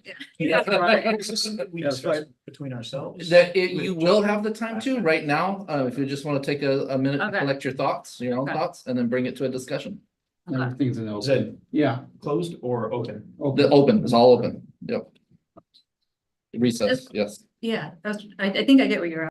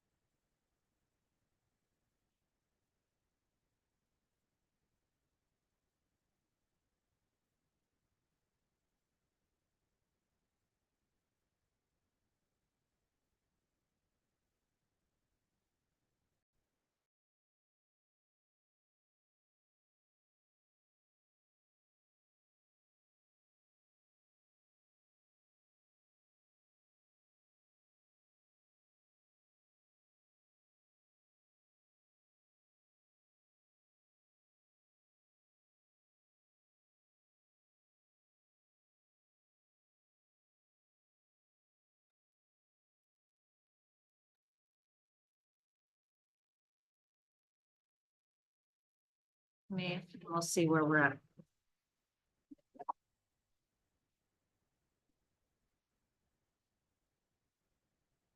I can hold it. You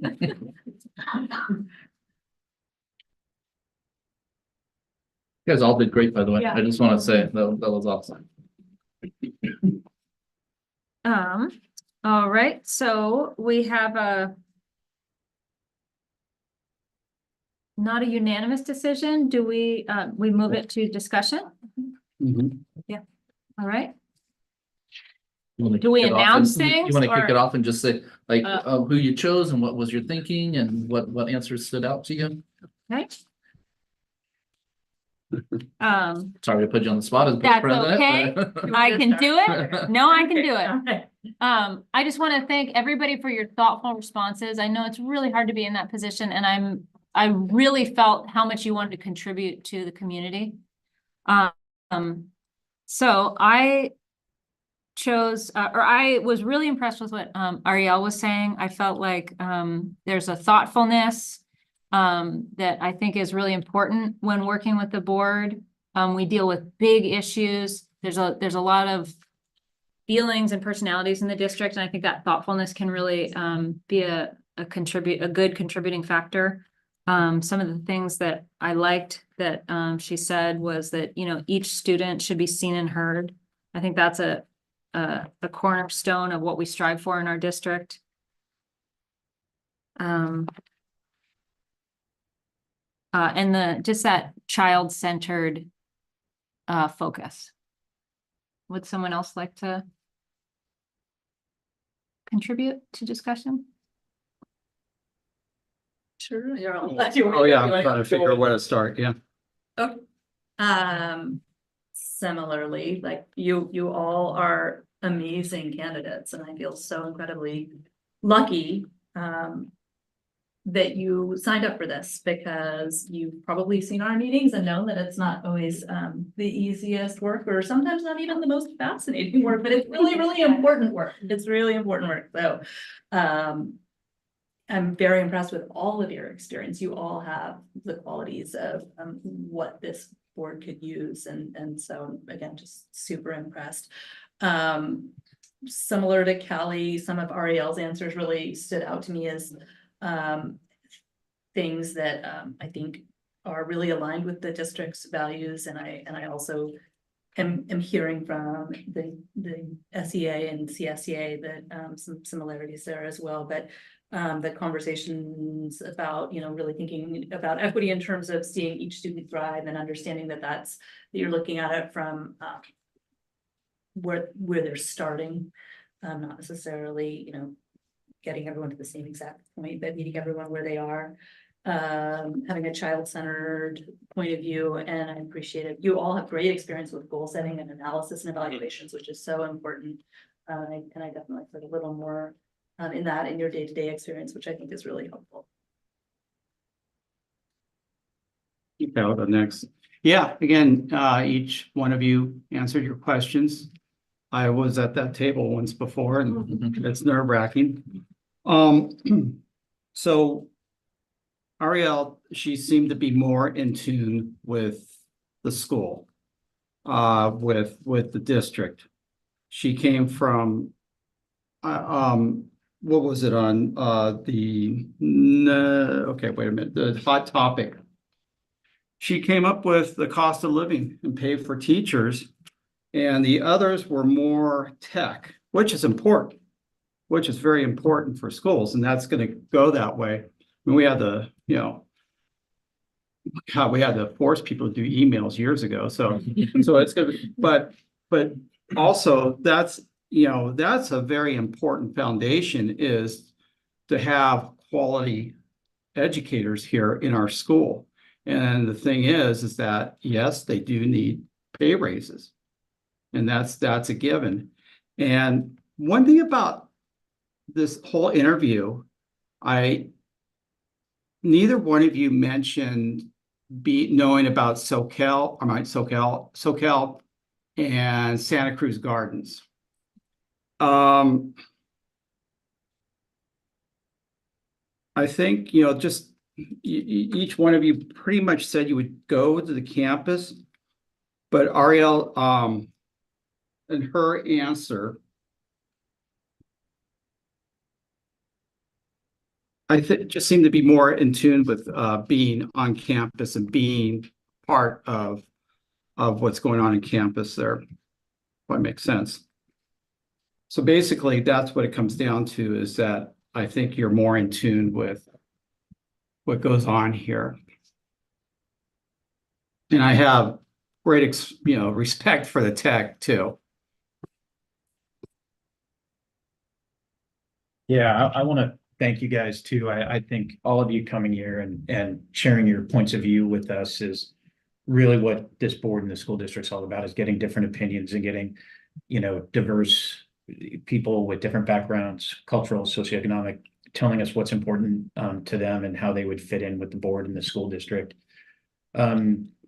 I based a lot of my decision on the last question because I do happen to agree with Justin. I see a tremendous amount of value in somebody who is going to have the job, invest in the job, invest in the time with the board, with the students, and then to not make a decision in 3 months to run again seems like a waste of time. And I think, Ariel, I know I wrote down you were looking at it as a kind of a test. You would see how it goes and then maybe do it, maybe not. Boris, kind of same thing. Justin, you to me had the commitment to be invested. It's a long haul. It's a lot of ramp up. There's a lot of meetings. There's a lot of prep. There's a lot of work that goes into this. And for us to have you for a couple of months and then decide not to run again or something like that means we've got to invest all that time and everything all over again. And that hurts the kids. It hurts the district. It hurts the board. I thought all of you gave really spot on answers to the questions in your different ways, and, Ariel, I will say I loved a lot of your answers about seeing the kid. I think both Boris and Justin, also talked about the students and diversity and equity and supporting every student. I thought that was really important. To me, I just can't get over, you got to make the commitment. It's something that you have to put the time in to just do this and then not want to run or not want to be a part of it in a couple of months when you have to file, is I don't think it does the board or the school district justice. If I could jump in, because I know that was my experience. I got picked for the seat, and it's that same kind of a thing that it's pretty nerve-wracking being up here. And I kind of at the last minute made that decision to file the paperwork. But that's maybe a personality thing, that maybe a more kind of quiet person you're maybe not sure of your talents, like going out there, that you need a minute to kind of just feel how it feels before you commit to that. So I definitely hear what you're saying, that there's people that know what they want and they put their name in and they're going for it. But then there's another kind of a person that I think can also work well on a board, and it's a little bit taking a minute to see what it's like. I don't think any of them really made a definite commitment on number 12. I heard Justin say, let's see what happens. No, that was somebody. Justin said he would do, as far as my recollection and my notes go, if we're talking about it, he said. Yeah. Well, that's why he said he would run for 2 years. And he also said, don't run now if you can't run in November. Okay. And I use that as a quote. So, and I think we've got great, honestly, fantastic. We can't go wrong with anybody of you guys. I love you all, but to me, I want somebody who's committed and who wants the job and who wants to be here for 2 years and wants to put in the time and the effort to educate themselves, be a part of the community, be a part of the students, be a part of the board.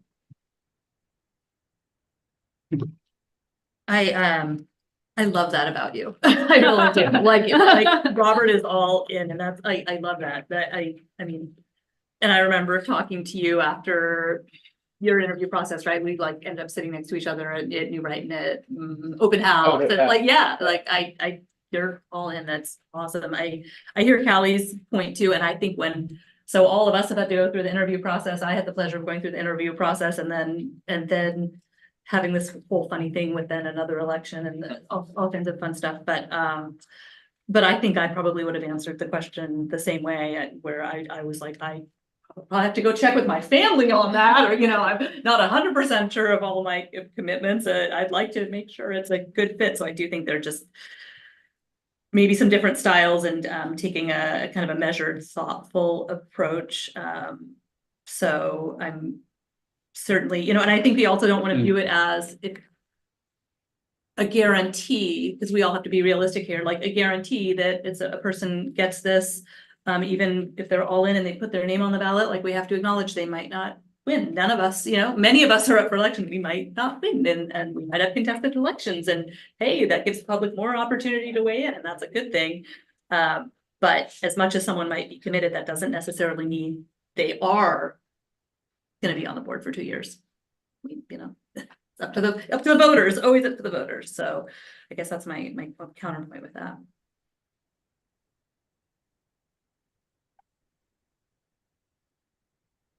Looking at you now. All right, so I'm seems thinking- like we discussed. Are we ready for another vote? Or I think after hearing each other doing one more ballot. all right, let's have another vote. I do have an email on this when you're ready. On this Before we, topic. this Yeah, topic. yeah. Do we want to hear it before? Sure. Yeah. I mean, like the two have kind of blended together, the interview and this part. So I don't know if you want to ask public. It's the same kind of thing. So Oh, sure. just check it. Would anybody in the room like to comment? Okay, all right, So this anything one on is- email? This one is from parent Bryn Kessler. She says, I want to share my support for Justo Mafia. He has shown to be an incredible candidate through the past election period, and he has such a strong ability and clear passion to be a voice for parents and students in our community.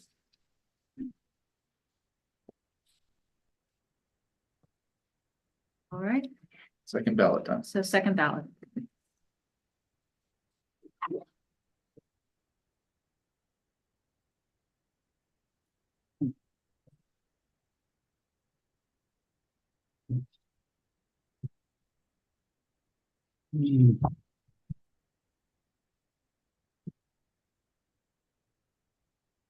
All right, so at this point, Move it's on still to, not unanimous, so it's not we can unanimous. move on to majority. Yeah, and I mean, so kind of share the results of what's happened so far, and then that'll move us into 13A, which is to craft a resolution. Okay, so we have 3 votes for Ariel Gray and we have 1 vote for Justin Mafia.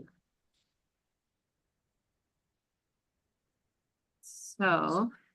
So based on that, from moving to 13A, Mhm. which is, to make a nomination. I think the numbers would say to suggest Ariel would be the candidate to be considered for the resolution. Okay. And that would be a roll call vote within that's a resolution. Okay, And of course, do, yeah, somebody Do could we- offer a different motion than that. I'm just trying to help it along. Given that we do have a majority listing one name, I'd like to propose a resolution to appoint Ariel Gray as the provisional board member. do I have a second? I'll second it. All right, so this is a roll call vote. Trustee Jackson Miller. Aye. Trustee Donnelly. Aye. Trustee Dickinson. Aye. Trustee Edmondson. Aye. All right, so the board has approved to nominate Ariel Miller, or sorry, I mixed all that up. Ariel Gray to the provisional board seat. So thank you, everybody. Thanks, congratulations. Yeah. I have to swear me. Oh, Yes, and there- so- If you want that right there. All right, So. 10 we- o'clock, we gotta see. You almost. Oh, you haven't put it up. Bruce. Do you, yeah, would you? Mhm. And then I'll read off yours. Okay.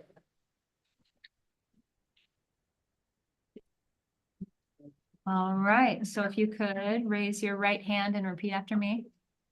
I, Ariel Gray, do solemnly swear I, Ariel Gray, do solemnly swear that I will defend the Constitution of the United States that I will defend the Constitution of the United States and the Constitution of the State of California and the Constitution of the State of California against all enemies, foreign and domestic, against all enemies, foreign and domestic, that I will bear true faith and allegiance that I will bear true faith and allegiance to the Constitution of the United States to the Constitution of the United States and the Constitution of the State of California, and the Constitution of the State of California, that I take this obligation freely that I take this obligation freely without any mental reservation or purpose of evasion, without any mental reservation or purpose of evasion, and that I will well and faithfully discharge the duties and that I will well and faithfully discharge the duties upon which I am about to enter. upon which I am about to enter.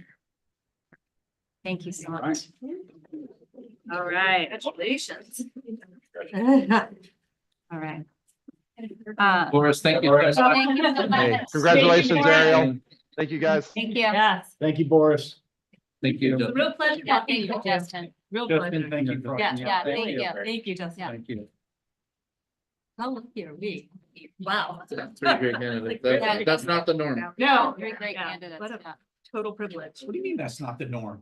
I don't think we had three candidates last time, did we? We had four. Oh, okay. Yeah, it's 7, I did it, yeah. The norm is bigger than the last time. Yes, that's absolutely. I wasn't their first choice and I'm still sitting. I wasn't their choice either and I'm sitting. 10-year windows. Yeah. Not 1 year. Yeah, no, but I know that I mean whatever, and I messed this one. It's okay. Oh, yeah. To do the ending part. I know. No, but we are happy to work with everybody. You guys will- That's right, that's right. All right. Oh, Correspondence. Thank you and congratulations. Thank you. Got a vote? Welcome to the board. Yeah, well, It's got a. We'll be reaching out to you. Well, we'll be reaching out with paperwork and information and more than you probably really want.